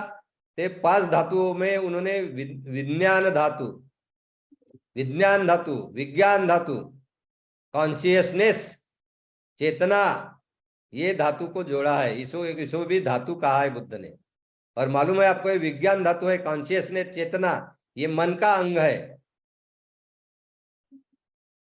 ये ऊर्जा ही है, एनर्जी है। उसको जैसे हम शरीर को देख सकते वैसा देख नहीं सकते। तो ये 6 तरह के धातु बुद्ध ने धातु विभंग सूत्र में बताया है। कौन से धातु? पृथ्वी धातु, आपो धातु, तेजो धातु, वायु धातु, आकाश धातु और विज्ञान धातु, कॉन्शियसनेस। तो इसी धातु विभंग सूत्र में बुद्ध ने ये भी सिखाया है कि ये विज्ञान धातु जो है, विज्ञान धातु, इसका कार्य क्या है। तो उन्होंने बताया है कि ये विज्ञान धातु जो है, ये विज्ञान धातु सुख जानता है, दुख जानता है, असुख अदुख जानता है। यानी हमें जो सुख होता है, प्लेजर, जो दुख होता है, पेन होता है, और असुख अदुख यानी निदर पेन नार प्लेजर, ये जो कुछ भी ये जानने की जो प्रक्रिया होती है, ये कॉन्शियसनेस जानता है, चेतना जानती है, विज्ञान जानता है, मन ही जानता है ना। हमारा जो मन होता है वही सुख या दुख जान सकता है। आनंद या दुख जो है, पीड़ा जो है, ये जानने का काम है, मन का ही काम है। तो उसी को कॉन्शियसनेस बोला गया है। विज्ञान ये मन का ही भाग है। मन के चार स्कंद होते हैं, विज्ञान स्कंद, संज्ञा स्कंद, वेदना स्कंद और संस्कार स्कंद। तो ये विज्ञान स्कंद जो है, इसी को भी बुद्ध ने क्या कहा है, ये धातु कहा गया है। यही जानने का काम करता है, सुख या दुख या अदुख असुख। और फिर इसी में आगे में जाके में ये सुत्त में बुद्ध ने कहा है, कौन से धातु विभंग सुत्त में, कि जिस स्पर्श से सुख होता है निर्माण, दुख होता है निर्माण, या अदुख असुख निर्माण होता है, उससे जो वेदना निर्माण होती है, फीलिंग निर्माण होती है मन में, और वही फीलिंग या वेदना संवेदना के रूप में शरीर पर प्रकट होती है, उसका स्वभाव फिर उपासक भिक्खु जानता है। और उसका स्वभाव जानेगा तो फिर क्या स्वभाव जानेगा, जो भी फीलिंग है, जो भी वेदना है, वो निर्माण होती है, नष्ट होती है, वो अनित्य है। और निर्माण होती है, नष्ट होती है, इसलिए वो दुख कारक है, वो दुख है। और जो निर्माण होती है, नष्ट होती है, जो अनित्य है, जो दुख है, वो मेरा नहीं है, वो मैं नहीं हूं, उसे मेरा नहीं कहा जा सकता है, ऐसा अनात्म भाव। तो ये अनित्य दुख अनात्म भाव जानकर व्यक्ति फिर प्रज्ञा निर्माण करता है, विपස්සना का अभ्यास करता है, और उसी प्रक्रिया से वो अपने मन के विकार कम कम करते हुए फिर तृष्णा मुक्ति के मार्ग पर आगे आगे जाता है। इसी तरह बुद्ध ने ये धातु विभंग सूत्र में ये धातुओं के बारे में कहा है। तो ये आप ये बात समझ लेना चाहिए कि विज्ञान धातु क्या होता है, उसका क्या कार्य होता है। तो विज्ञान धातु यानी कॉन्शियसनेस ही है, मन का अंग है। तो संवेदना जानता है, वेदना जानता है, फीलिंग जानता है। और आपको मालूम होगा कि वेदना कैसे निर्माण होती है। तो आप अपने जो 6 इंद्रिय है, आंखें, कान, नाक, जीभ, शरीर और मन, ये जो 6 इंद्रिय है, ये 6 इंद्रियों के विश्व में जो विषय है अलग अलग, आंखों का विषय है वस्तुएं देखना, दृश्य, कानों का विषय है शब्द, नाक का विषय है गंध सुगंध दुर्गंध, जीभ का विषय है रस, जिसको टेस्ट बोलते हैं, चव बोलते हैं हम, और खट्टा मीठा जो भी चव है, टेस्ट है, रस, उसको पाली में रस बोला गया है। फिर शरीर को होने वाला स्पर्श, सुखद या दुखद, और फिर मन में निर्माण होने वाला बोले विचार विकार, उनका मन को होने वाला स्पर्श।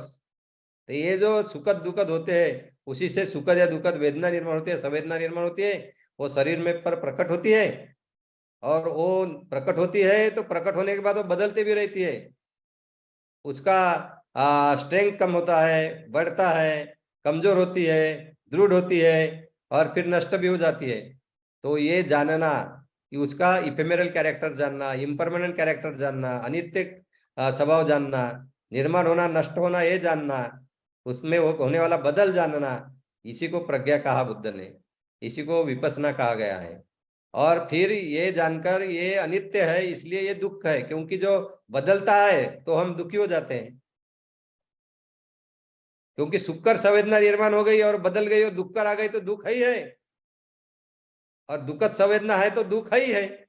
तो ये दुख संवेदना दुखद ही होती है, उसका स्वभाव दुख ही होता है।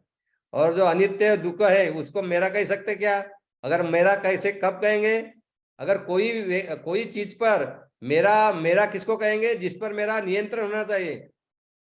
अगर मैं किसी चीज को बोला कि अभी निर्माण हो जाए तो निर्माण होनी चाहिए, किसी चीज को बोला कि तू नष्ट हो जाए तो नष्ट हो जानी चाहिए, तब बोलेंगे वो मेरी है, मेरा नियंत्रण है। पर ऐसा कभी नहीं होता। संवेदना अपने आप निर्माण होती है, आंखें अपने आप कार्य करते हैं, कान, जीवा, जीभ, नाक, शरीर, मन अपने आप निर्माण करते हैं, इस पर मेरा कोई नियंत्रण नहीं है। अपने आप ही दुख सुख निर्माण होते रहते हैं। मैं बोला कि अभी सुख निर्माण हो जा तो हो जाएगा? नहीं।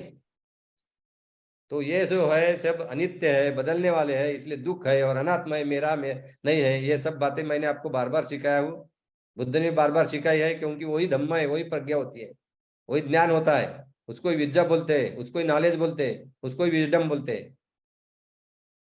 तो ये बात जो है, ये बात जानने के लिए बुद्ध ने बताया धातु विभंग सूत्र में कि विज्ञान धातु जानो, और ये 6 धातु भी जानो, पृथ्वी धातु, आपो धातु, तेजो धातु, वायु धातु, आकाश धातु और विज्ञान धातु। और ये विज्ञान धातु से जान के सुखद दुखद संवेदना जानो, अनित्य जानो, अनात्म जानो, दुख जानो, और फिर उसी से विकार कम करो, तृष्णा कम करो, और दुख मुक्ति के मार्ग पर आरूढ़ हो जाओ, मजबूती लाओ, विकार कमी करो, नए विकार मत निर्माण होने दो। ये बुद्ध की शिक्षा है, ये सभी पूरी शिक्षा ये धातु विभंग सूत्र में आए। हर एक बुद्ध का सूत्र का जो आखिरी जो आता है वो इसी पे आ जाता है, अनित्य दुख अनात्म, क्योंकि वही विद्या है, वही ज्ञान है, उसी को प्रज्ञा कहते हैं, उसी को विपස්සना कहते हैं। तो ये बातें हम हमेशा ध्यान में रखें भाई और बहनों। हमारे तथागत बुद्ध जो थे, इतना स्पष्ट रूप से सभी बातें बताते थे कि उसमें कोई संदेह नहीं, बहुत ही सरल भाषा में किसी को भी समझे, वो पढ़ा लिखा हो न हो, वो कोई धनवान हो या कोई गरीब हो, कोई भी हो, मजूर हो, कोई हो, किसी को भी समझेगी। इतने सरल भाषा में बुद्ध सिखाते हैं कि इतना, और किसी को भी समझ सकते हो, धम्म किसी को भी समझ सकता है। 6 इंद्रिय किसको नहीं समझेंगे? आँख, कान, नाक, हाँ, जीभ, शरीर और मन, ये 6 इंद्रिय, उसको होने वाला स्पर्श हर एक को समझता है। आंखों को वस्तुएं दिखती है यानी स्पर्श होता है, कानों को शब्द पड़ता है कान पे यानी स्पर्श हो गया। इसी तरह कितना सीधा, और इसी से दुख निर्माण होता है, तृष्णा निर्माण होती है, सिखाते हैं। और ये सब इसपे वेदना निर्माण होती है, संवेदना निर्माण होती है, वो मन में जान सकते हैं, शरीर पर भी जान सकते हैं।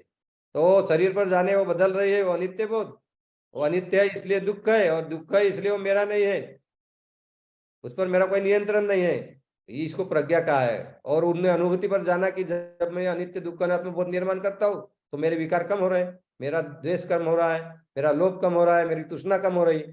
तो उतनी जितनी जितनी तृष्णा कम हो रही है, लोभ द्वेष कम हो रहे हैं, उतना उतना मैं शुद्ध हो रहा हूँ, उतना उतना मेरा स्वभाव अच्छे हो रहा है, उतना उतना मेरा शील पालन मजबूत हो रहा है, दृढ़ हो रहा है। ये बुद्ध ने खुद जाना और फिर वही लोगों को सिखाया। तो ये इतना सरल और बहुत ही स्पष्ट रूप से बुद्ध का धर्म बताया गया है, वो भी हमें पालन करना है। और वही बातें बुद्ध ने ये धातु जो सिखाए, महासतिपट्टन सूत्र में तो 4 धातु बताए, चतु धातु, जिनको महाभूत भी बोलते हैं, पृथ्वी आप तेज वायु। फिर महाराहुलवाद सूत्र में उन्होंने एक धातु और बताया, आकाश धातु। ये 4 धातुओं को जोड़कर पंच धातु बताए। और फिर धातु विभंग सूत्र में 6 धातु बताए, विज्ञान धातु भी उन्होंने उन्हें जोड़ दिया, क्योंकि विज्ञान ही सब जानता है। विज्ञान नहीं है तो जन्म नहीं है। जन्म के वक्त ही विज्ञान यानी मन का अंग है, वो मन चित्त ये शरीर के साथ जुड़ जाता है, एक साथ आते हैं मन और शरीर, और जन्म हो जाता है। जीव है, गर्भधारणा होती है, गर्भ का प्रवास शुरू हो जाता है, और फिर माँ के पेट से जो है ना, आपको मालूम है कि 9, अभी बोलते 9 माह 9 दिन के बाद, हमारे तथागत गौतम बुद्ध जी का जन्म तो 10 माह तक के बाद ही हुआ था। क्योंकि बुद्ध की एक खास विशेषता होती है, किसी की ऐसी नहीं होती विश्व में कि 10 माह ही उसकी माँ उसको पेट में रखती है। ये भी अद्भुत आश्चर्य सूत्र में बताया गया है। इतने बड़े सम्यक संबुद्ध जैसे महान व्यक्ति विश्व में, उनके जैसी शुद्धता किसी और व्यक्ति में नहीं होती, उनका उनके जैसा सामर्थ्य किसी में नहीं होता। वो विश्व में सबसे श्रेष्ठ होते हैं, लोकोत्तम होते हैं, अनुत्तर होते हैं, उनका किसी से तुलना नहीं की जा सकती, उनके बराबर कोई नहीं होता। उनके लिए जो विश्व, जो उनके लिए निसर्ग जो बातें निर्माण करता है, वो भी वैसे अद्भुत लगती है हमें। कोई कोई बोलता है कि ये तो विज्ञान के खिलाफ है। क्या विज्ञान के खिलाफ है? विज्ञान क्या है, साइंस क्या है? मॉडर्न साइंस की बात करते हैं, जो निसर्ग में सत्य है वही साइंस है। देखो, सम्यक संबुद्ध के बारे में जो निसर्ग में सत्य था वही साइंस है। अभी सम्यक संबुद्ध नहीं है तो कैसे जानोगे? जब सम्यक संबुद्ध थे और उनके बारे में बातें जो पाली टिपेटक में लिखे वही सही है, तो आप जानोगे कि सम्यक संबुद्ध के बारे में जो बातें हैं, ये जन्म वगैरह, वो गर्भधारणा जब होती है, जब उनका ही, तो वो 10 माह के लिए अपने माँ के पेट में होते हैं, यूटेरस में जो बोलते हैं ना, गर्भाशय में। तो वो बातें भी आप समझ लेना। तो भाई और बहनों, तथागत गौतम बुद्ध जी ने ये महारावलवाद सूत्र में हमारा जो शरीर है, हमारे सर से लेकर तो पैर के जो है ना, उंगलियां जो है पैर की, वहां तक जो हमारा शरीर है, या पैर की उंगलियों से सर तक, या सर से पैर की उंगलियों तक जो हमारा शरीर है, इसमें कौन से हमारे अंग पृथ्वी धातु है, कौन से भाग जो है, कौन से अंग है ये आपू धातु है, कौन से बातें जो है हमारे शरीर में, हमारे जीव में, व्यक्ति में, वो तेजो धातु है, कौन से अंग जो है, क्या क्या हमारे हम में जो है वो क्या क्या वायु धातु है, क्या क्या आकाश धातु है, और क्या क्या विज्ञान धातु है, सब बताया है। तो ये भी थोड़ा जान लो। तो मैंने जब पटिकुल मनसिकार जो है कि हमारे शरीर में सर से लेकर उंगली तक पैर के जो जो 32 प्रकार के अशुद्धताएं है, जो मैंने आपको बताया था, बुद्ध ने भी सिखाया है, महासतिपट्टन सूत्र और अनेक सूत्र में सिखाया है, उसी में के ही जो भाग है वो कोई पृथ्वी है, कोई द्रवरूप उनका तत्व में तत्व है, किसी का पृथ्वी तत्व है, किसी का द्रवरूप तत्व है। तो ये हम जानेंगे। तो ये 32 में से जो 20 जो है वो पृथ्वी धातु है। कौन से पृथ्वी धातु पृथ्वी में? हमारे सबसे पहले हमारे सर पर जो बाल है ये पृथ्वी धातु है। ये भी जमीन पर गिर गया, मिट्टी में गिर गया तो मिट्टी बन जाता है, इसको केस बोला गया है। फिर दूसरी बात बोला है लोम। लोम यानी शरीर के सर छोड़कर बाकी बाकी भाग पर, अंग पर जो बाल होते हैं, हेयर्स, उसको लोम बोलते हैं। वो भी, उसका भी जो स्वरूप है वो पृथ्वी धातु है, पृथ्वी धातु है। फिर दांत है हमारे, दांत भी पूरी नष्ट हो जाते हैं, वो तो हड्डी जैसे ही है, वो भी पूरी मिट्टी मिल जाते हैं, वो भी पृथ्वी धातु ही है। बाद में हमारी स्किन, त्वचा, त्वचो बोला है उसे पाली में, ये भी पृथ्वी धातु है। उसके बाद में नखा, नख जो है हमारे पैर के और हाथ के, वो भी पृथ्वी धातु है। उसके बाद में मंस जो बोला है, मनसंग, मनसंग यानी फ्लेश, मांस जो है हमारे शरीर का, वो भी पृथ्वी धातु है। फिर हमारे शरीर में स्नायु होते हैं, उसको पाली में नारू बोलते हैं, नारू, स्नायु, अंग्रेजी में स्न्यूज बोलते हैं, वो भी पृथ्वी धातु है।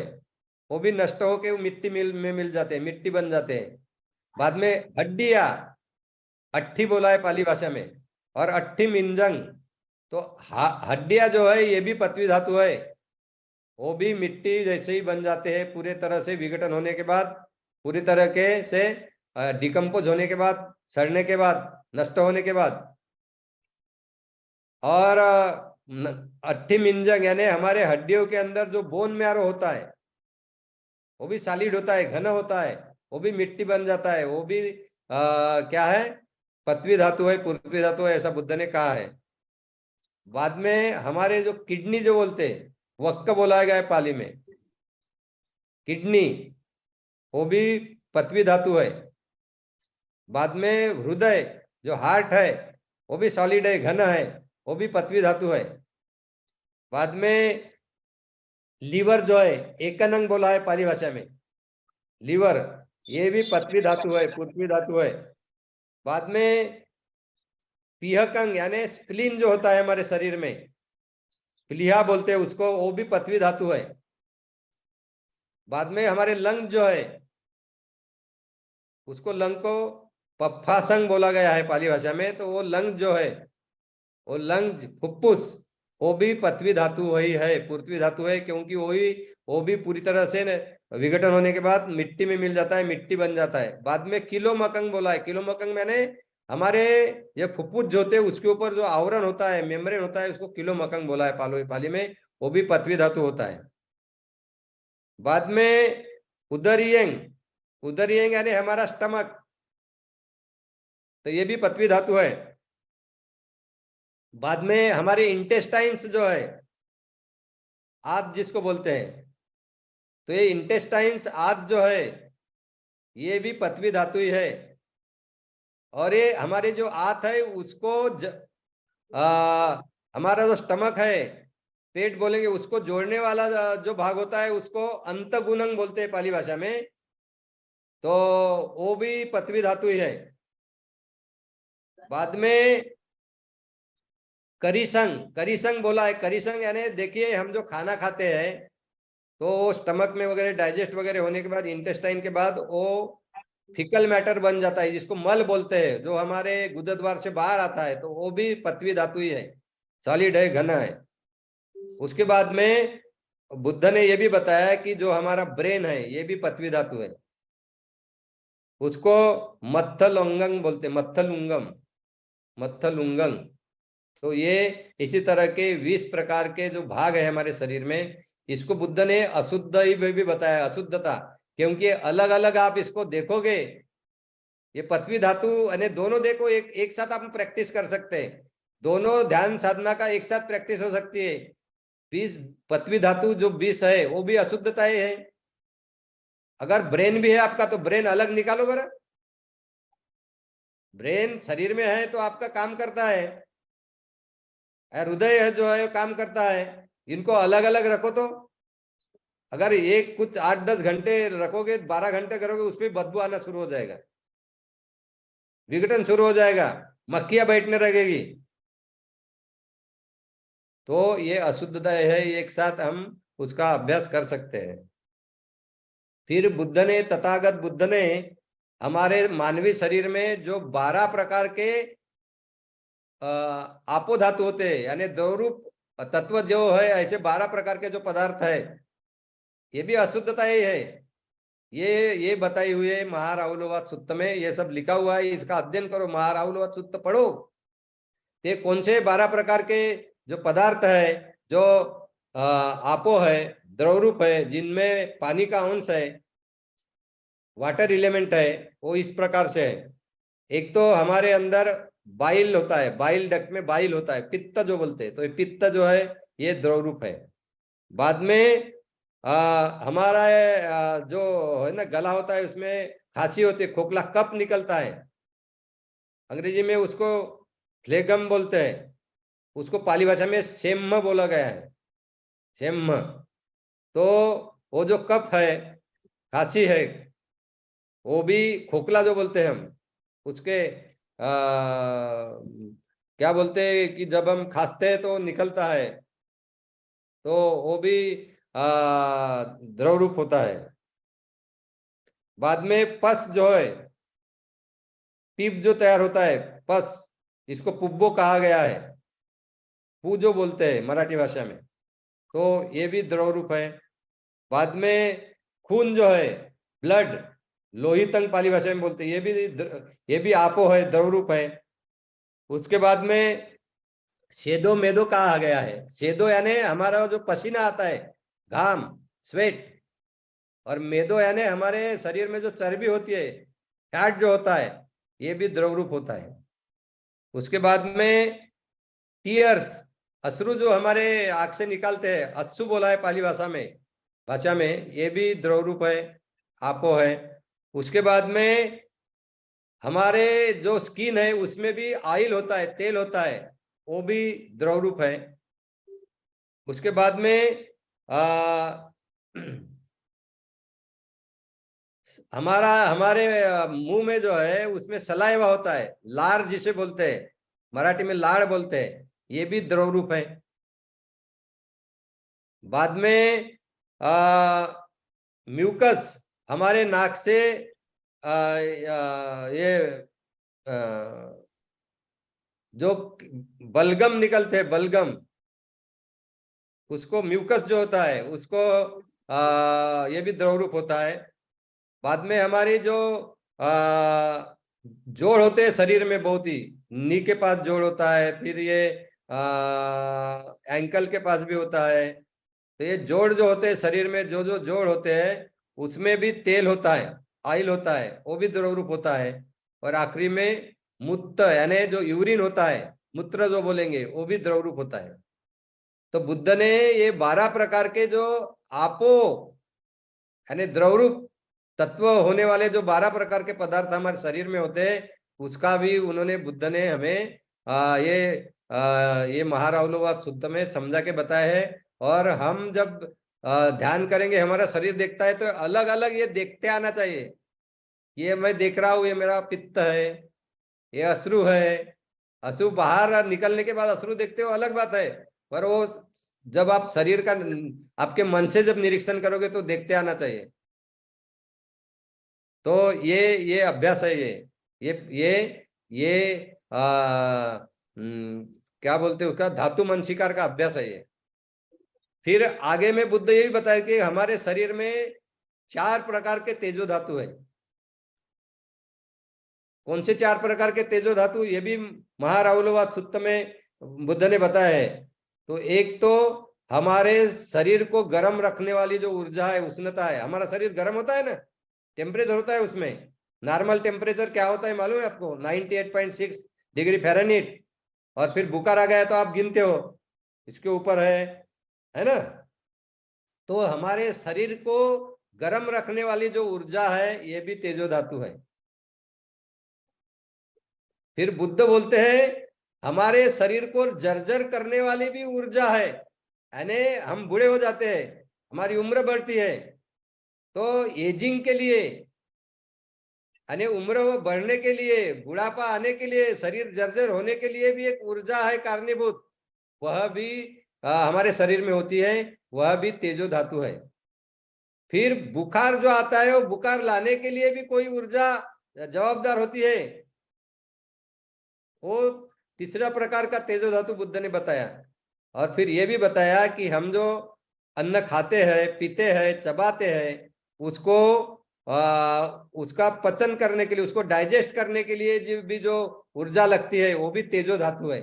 तो इसी प्रकार के ये 4 प्रकार के तेजो धातु हमारे जो ये ऊर्जा है जो है, वो बुद्ध ने बताई है। और ये भी आगे में आप ध्यान करोगे, आगे में आप ये जानोगे, मानवीय शरीर और मन, अपने मन एकाग्र करके, तो ये चारों प्रकार के ऊर्जाएं आप अलग अलग से जानते आना चाहिए, तो आपकी बहुत प्रगति हो जाएगी। इतना अगर जान गए तो बहुत आगे जा रहे हो आप अष्टांग मार्ग के पालन में।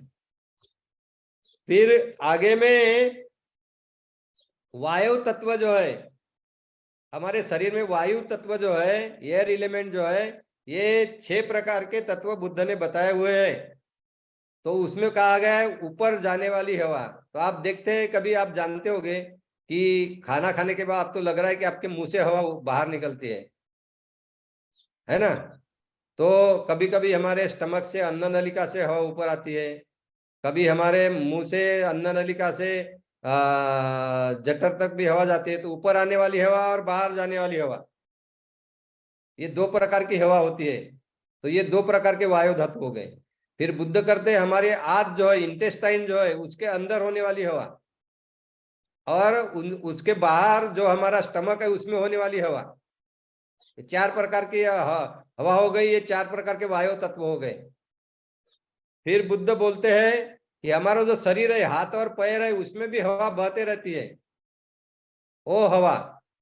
और फिर बोलते हैं हम श्वास अंदर लेते हैं, सांस अंदर लेते हैं और सांस बाहर छोड़ते हैं, तो सांस के साथ बाहर और अंदर जाने वाली हवा। तो ऐसे 6 प्रकार के वायु के गुणधर्म होने वाली, वायु के तत्व होने वाले ये वायु धातु बुद्ध ने हमारे शरीर में होते हैं, हम में होते हैं, ऐसा बताया हुआ है। तो ये भी हमें अनुभूति पर जान लेंगे तो बहुत अच्छा है। फिर बुद्ध ने ये भी बताया है कि हमारे शरीर में आकाश धातु कौन से है। तो 4 प्रकार के आकाश धातु बुद्ध ने बताए हैं। मैंने बताया कि आकाश यानी उसमें एक प्रकार की विवर होता है, विवर यानी जिसको हम होल बोल सकते हैं, छिद्र जो है, पोकळ असते। तर वो बात जो है जिसमें होल होता है, विवर होता है, उसको ही ये आकाश धातु हम बोल सकते हैं। तो बुद्ध ने 4 प्रकार के आकाश धातु बताए। एक तो कान के छिद्र, उसको पाली में उन्हें बोला है कन्नत छिदंग, कन्नत छिदंग यानी होल्स ऑफ द ईयर। ये हमारे कान के जो छिद्र है ना, देखो आप कान के छिद्र है कि नहीं, वहां कुछ भी नहीं है, वो आकाश धातु है। नाक के छिद्र जो है, नॉस्ट्रिल्स, नाकपुड़ी, 2 प्रकार के नॉस्ट्रिल्स होते हैं। तो दो दो नॉस्ट्रिल्स होते हैं, तो उसमें अंदर जो वीवर होता है, तो ग्रूव होता है, वो छिद्र जो होता है उसको बोला है नास छिद्दंग, नासत छिद्दंग। ये नाक के जो छिद्र होते हैं ये भी क्या है, आकाश धातु है। फिर हमारा मुंह जो है, हमारे मुंह के अंदर ये वीवर, ये छिद्र ही है, वहां कुछ नहीं है, तो ये भी आकाश धातु है, ऐसे बुद्ध ने कहा है। और फिर बुद्ध ने कहा है हमारे मुंह के बाद जो हमारी अन्न नलिका है, एलिमेंट्री कैनल, उसमें उसके बाद स्टमक है, उसके बाद इंटेस्टाइन्स है, आर, और आखिरी में रेक्टम है, गुदद्वार, जहां से अन्न चबाया हुआ, खाया हुआ, पिया हुआ अन्न अन्न नलिका से अंदर जाता है, स्टमक में, इंटेस्टाइन में उसका पचन होता है और डाइजेस्ट होता है, और बाद में फिकल मैटर यानी मल और गुदद्वार से बाहर जाता है। तो ये पूरा जो पैसेज है अन्न नलिका से लेकर गुदद्वार तक का, ये भी आकाश है, ऐसा बुद्ध ने कहा है। तो इसी प्रकार से 4 प्रकार के आकाश धातु जो है बुद्ध ने यहाँ समझा के बताए हैं। तो ये हम अलग अलग जान सकते हैं, अगर आप मन एकाग्र है, हम अष्टांग मार्ग पर का पालन करते हैं, तो हम ये जान सकते हैं। तो और फिर मैंने छठवां धातु है जो हमारे शरीर में क्या है ये तो बताया, वो विज्ञान धातु। तो विज्ञान धातु तो हम कहीं देख नहीं सकते, ये ऊर्जा ही है, उष्णता ही है ना। तो ये मन जो है, मन ही विज्ञान धातु है। और जो सुख जानता है, दुख जानता है, अदुख असुख जानता है, और जिस पर से सुख दुख अदुख असुख निर्माण, असुख और अदुख निर्माण होता है, प्लेजर पेन एंड निदर पेन नार प्लेजर निर्माण होता है, उससे जो संवेदना निर्माण होती है, जो वेदना मन में निर्माण होती है, शरीर में संवेदना के रूप में जो प्रकट होती है, वो अनित्य है, बदलती है करके जानता है। और बदलती है इसलिए वो दुख है, और दुख है उस पर मेरा नियंत्रण नहीं, इसलिए वो बदलती है, इसलिए वो दुख है। और मेरा नियंत्रण इसलिए वो मैं नहीं हूं, मेरा नहीं है, उसको मैं नहीं कहा जा सकता है, इसलिए अनात्म है, मेरा आत्मा नहीं है वो। इस तरह से अनात्म दुख अनात्म, ये 3 बोध, ये 3 बोध और ये 3 जो लक्षण है, इसी से पूरा विश्व चलता है। वो जानकर ये जानकर ही हम प्रज्ञा विकसित करते हैं, विपස්සना विकसित करते हैं, इसी से विकार नष्ट कर सकते हैं, और हम पूरी तरह से अरहंत पद को प्राप्त हो सकते हैं, ऐसा बुद्ध ने कहा है।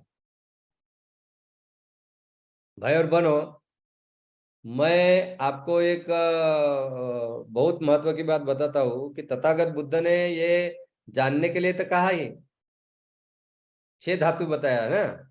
महासती पट्टान सूत्र में चतु धातु, पृथ्वी आप तेज वायु।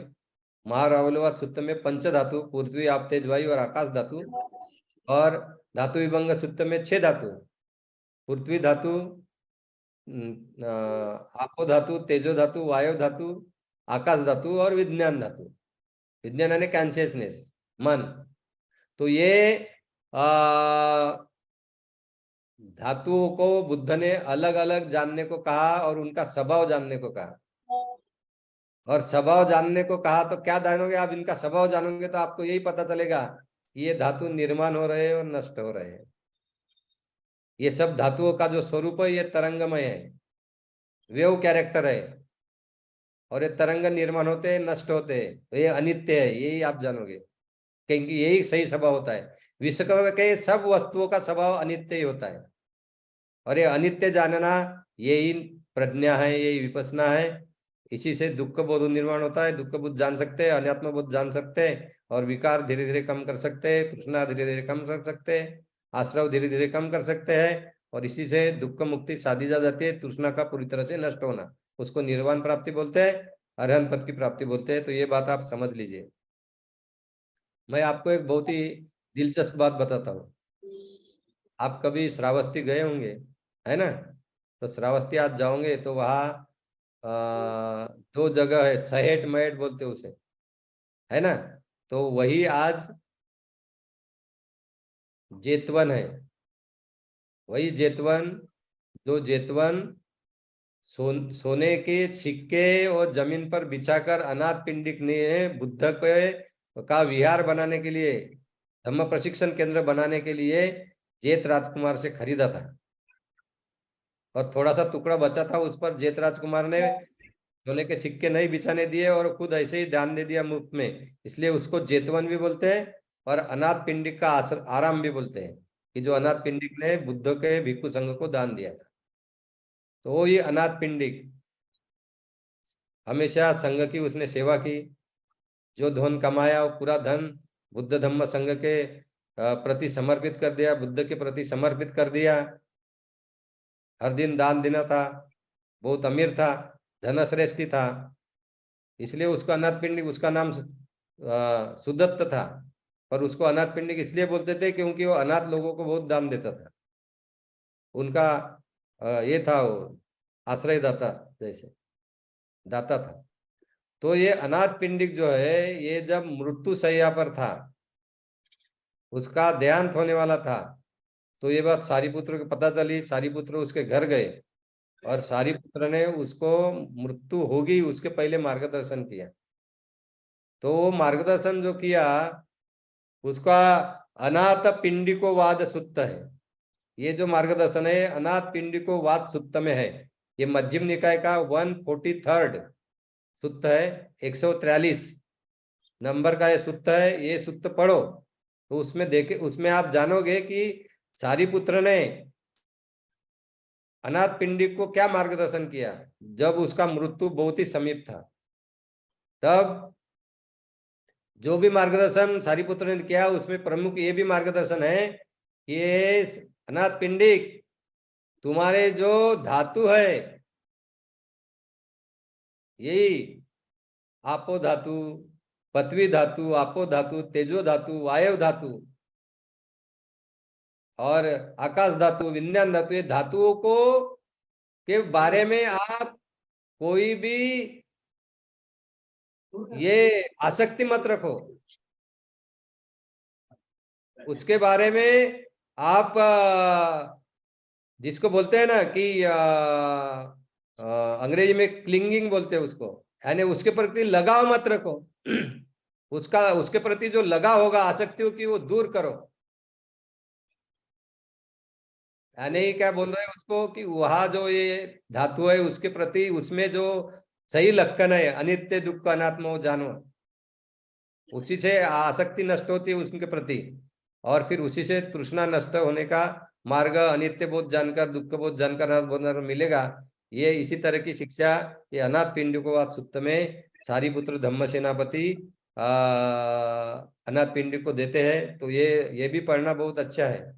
ये सूत्र बहुत महत्व का सूत्र है। और उसके बाद अनाथ पिंडिक बोलता है सारीपुत्र को कि मुझे इस तरह का बहुत ही गंभीर मार्गदर्शन किसी ने नहीं किया। आपको मालूम होगा कि ये अनाथ पिंडिक इतनी बुद्ध की सेवा करता था, धम्म की संघ की सेवा करता था, और वो बुद्ध को कभी प्रश्न नहीं पूछता था।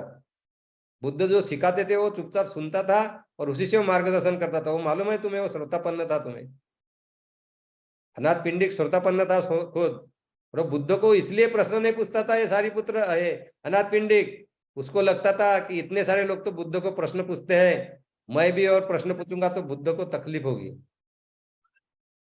इसलिए बुद्ध का ख्याल करके वो प्रश्न नहीं पूछता था। तो वो सारीपुत्र को बोलता है, उन्होंने अपने मृत्यु शैया पर है, वो मृत्यु उसका समीप है, कि सारीपुत्र इतना प्रोफाउंड, प्रगल्भ, गंभीर मार्गदर्शन मुझे ये पहली बार मैंने सुना हो आपसे।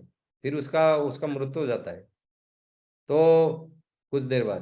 तो ये अनाथ पिंडिकोवाद सूत्र, ये भी सूत्र हमें अभ्यास करना चाहिए। और उससे भी धातु जो है, धातुओं का अभ्यास कैसे करना, धातु मनसिकार का ये जो ध्यान साधना है इसका अभ्यास कैसे करना, और उसी से अनित्य दुख अनात्म निर्माण करके प्रज्ञा विपसना कैसे विकसित करना, ये हम सीख सकते हैं। सो भाई और बहनों, मैंने आपको अभी तक ये धातु मनसिकार का अभ्यास कैसे करना, बुद्ध ने क्या क्या सिखाया इस बारे में, इसका मैंने मार्गदर्शन किया।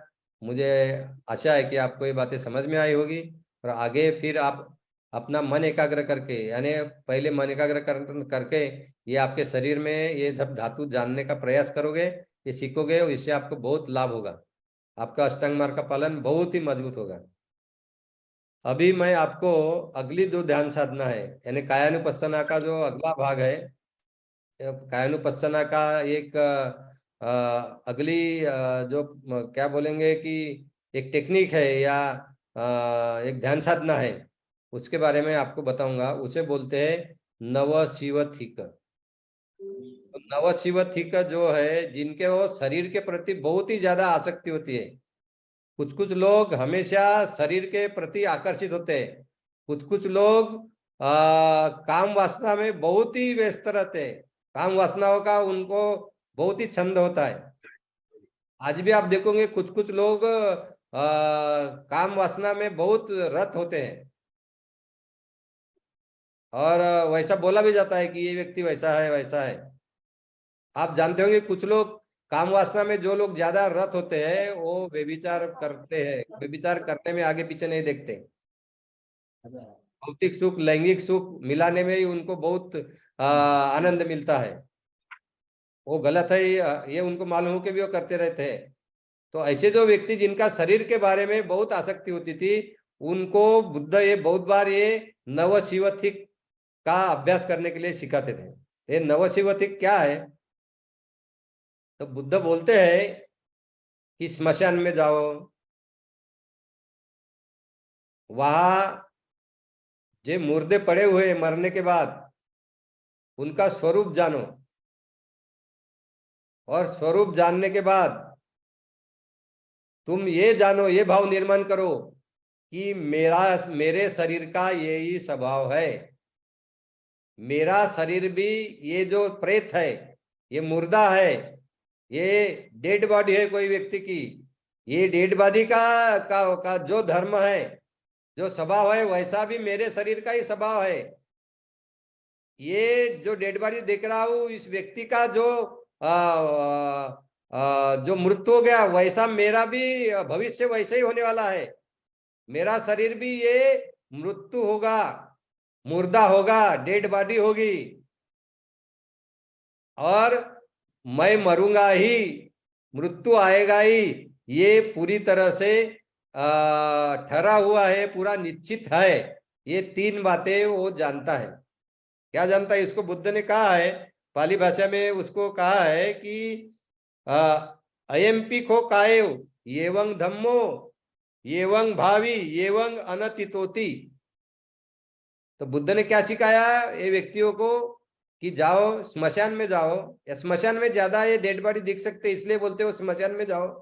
अगर आपको रास्ते से जाते हुए भी डेड बॉडी दिखती है किसी की, बहुत बार दिखती है, उंदीर मरा पड़ा दिखता है रास्ते के बारे में, मूंगिया मरी पड़ी दिखती है ना। ऐसे छोटे छोटे जीव मृत्यु हो गई है और रास्ते पर पड़े हुए ऐसे ही दिखते, मच्छर पड़े हुए दिखते हैं, वो तो आपके घर में भी दिख सकते हैं आपको। तो ये जो है, बुद्ध ने तो ये बताया नवशिवथिक पब्ब में आदमी के शव के बारे में बताकर किया है, पर ये जो है ये हम बाकी प्राणी मृत्यु हो गए उनको देखकर भी ये कर सकते हैं कि मेरा शरीर भी ये वंग धम्मो ये वंग भावी ये वंग अनतितोति। मेरा शरीर भी ऐसा ही है, मेरे शरीर का भी यही स्वभाव है, मेरे शरीर का भी यही धम्म है कि वो भी मरने वाला है।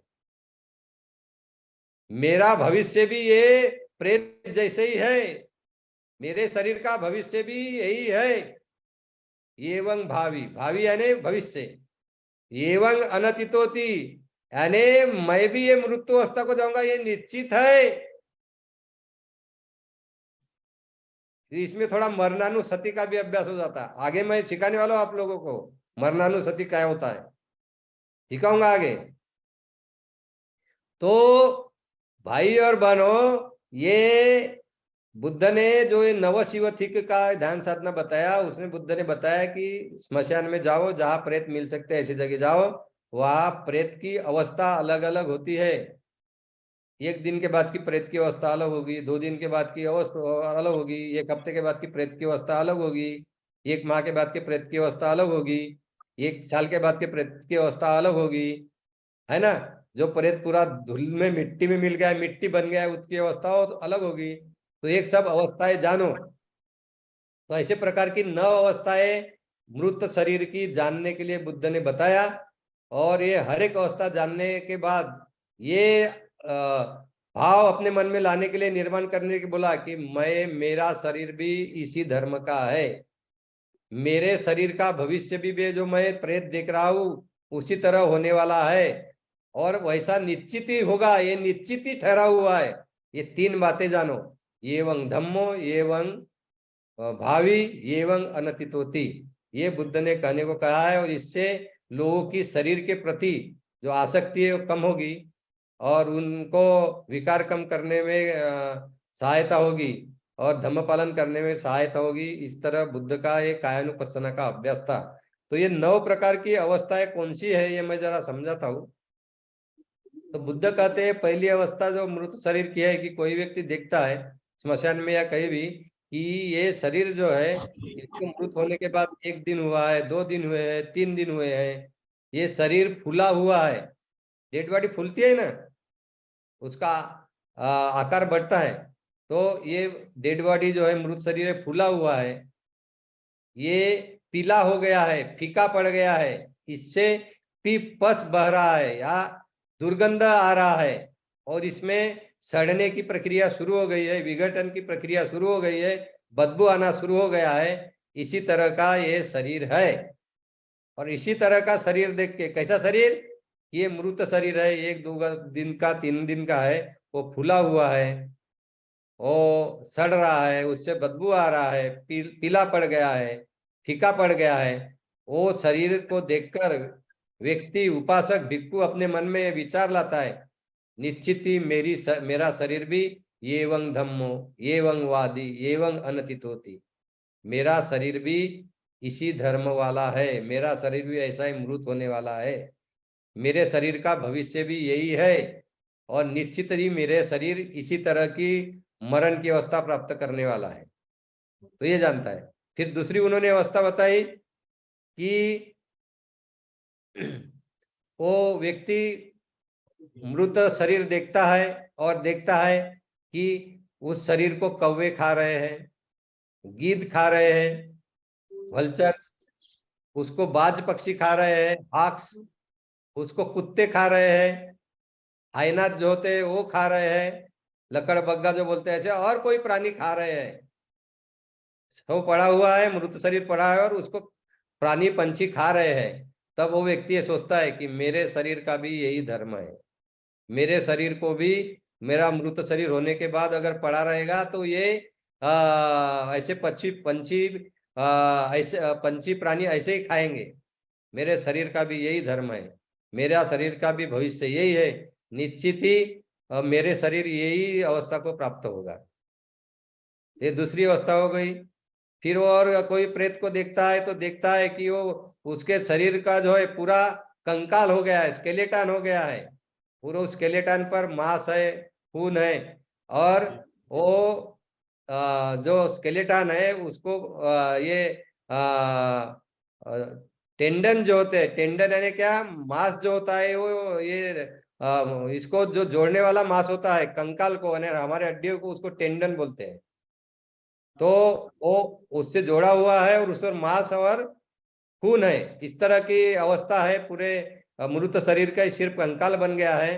तो बोलता है वो व्यक्ति और साधक या भिक्खु मन में विचार लाता है कि मेरे शरीर भी यही धर्म का है, मेरा भविष्य भी यही होने वाला है, और निश्चित ही मेरा शरीर भी इसी अवस्था को प्राप्त होगा।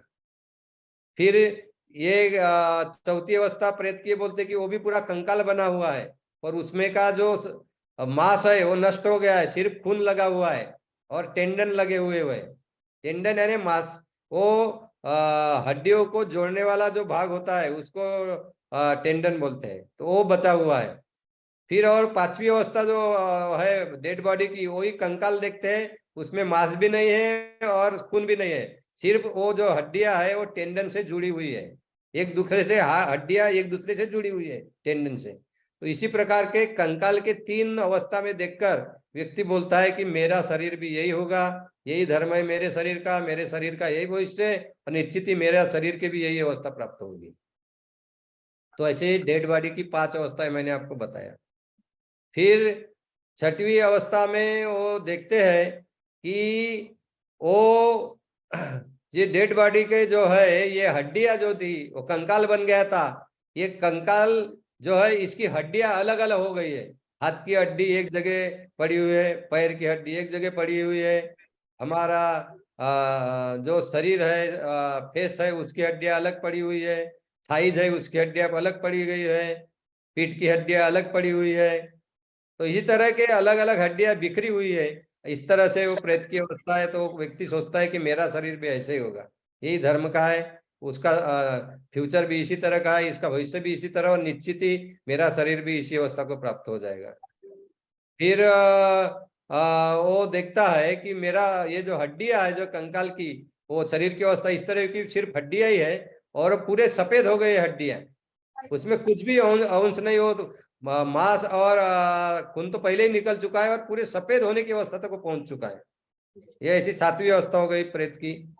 फिर 8वीं अवस्था उन्होंने बताई हुई है कि प्रेत 1 साल का हो गया है और ये पूरी हड्डियां जो थोड़ी थोड़ी बची है, उसका एक हीप यानी इकट्ठा होके ऐसी खड़ी हुई है, इकट्ठा है एक जगह। ये भी वो देखता है व्यक्ति, और हर एक के दोनों अवस्था में सोचता है कि मेरा शरीर भी इसी धर्म का है, उसका भविष्य भी ऐसे ही होने वाला है, सिर्फ हड्डियां बचेगी, वो भी आधी टूटी है, छोटी छोटी हो गई है, और एक उसका हिप बना चुका है, इकट्ठा होके एक जगह है हड्डियां। और फिर आगे में वो देखता है कि ये हड्डियां जो है, ये व्यक्ति जो है, पूरा शरीर जो है, ये हड्डियां में जमीन में मिल चुकी है। मांस और खून तो पहले ही मिल चुका था, विघटित हो गया था, अभी हड्डियां भी मिल चुकी है जमीन में, और उसकी मिट्टी बन रही है, पूरी तरह से विघटन हो गया है। तो वो सोचता है कि मेरा शरीर भी ऐसे ही होगा, मेरा शरीर का भी यही धर्म है, मेरा शरीर भी इसी धर्म का है, मेरे शरीर का भी यही भविष्य, और निश्चित ही मेरा शरीर भी इसी अवस्था को प्राप्त होगा।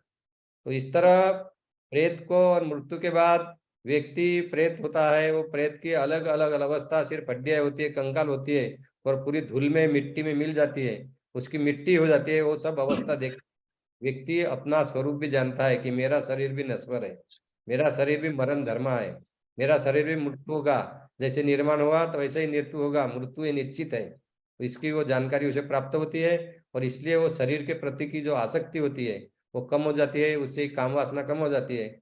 और ये काम वासना कम हो गई तो वो शील पालन करके व्यक्ति फिर अष्टांग मार्ग के पालन के लिए वो पात्र हो जाता है। वो अष्टांग मार्ग के पालन में वो धीरे धीरे पक्व होने लगता है। तो इसी प्रकार से फिर ये इसी से ये पालन करके ये 6 प्रकार का शवों की अवस्था के बारे में देख के अपने शरीर के बारे में व्यक्ति उसी स्वभाव का है करके जानता है, भविष्य भी वैसे है शरीर का, और निश्चित वही रूप को प्राप्त होगा ऐसे जानता है, और अनित्य बोध जानता है, क्योंकि निर्माण होने वाला शरीर नष्ट है, अनित्य बोध जानता है, और ये दुख है यही जानता है, और ये मेरे मैं नहीं हूँ, मेरा नहीं है ये भी जानता है। और सिर्फ उसे फिर अनित्य दुख अनात्म जानकर विकार कम होने लगते हैं उसके, और फिर अरहन मार्ग पर, निब्बान मार्ग पर वो आगे अग्रसर होता है। तो इसी प्रकार के ये 7 प्रकार के मृत्यु के बाद की प्रेत की अवस्था जानकर ये आनापान ये कायानुपස්සना का अभ्यास करना है, ऐसे बुद्ध ने सिखाया है।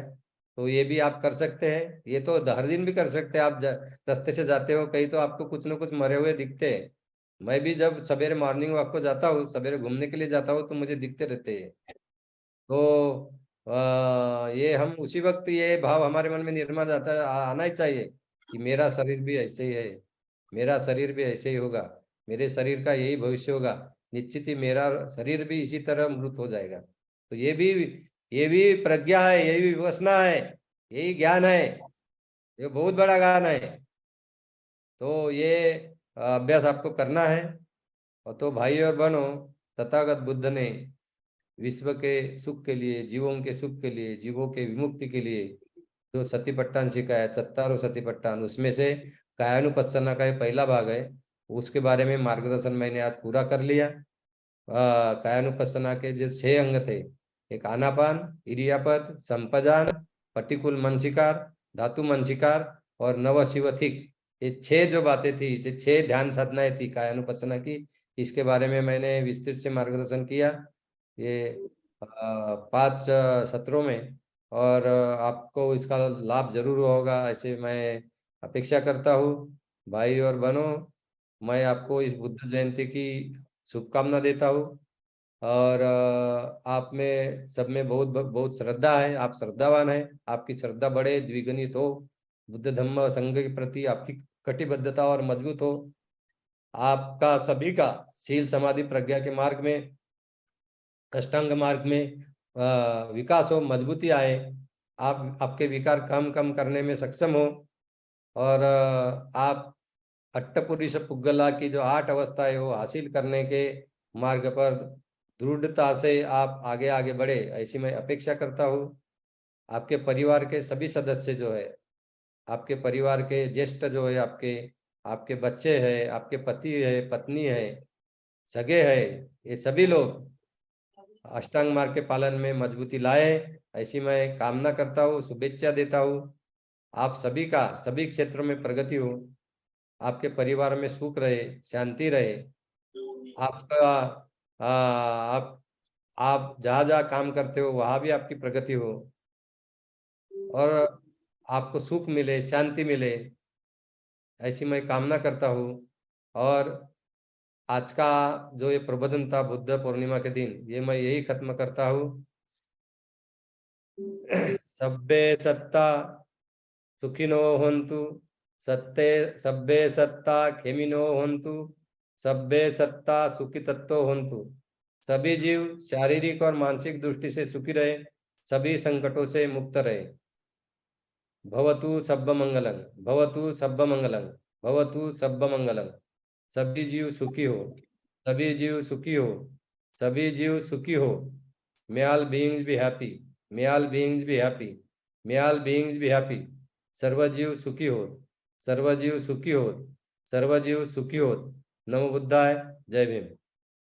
साधु साधु साधु।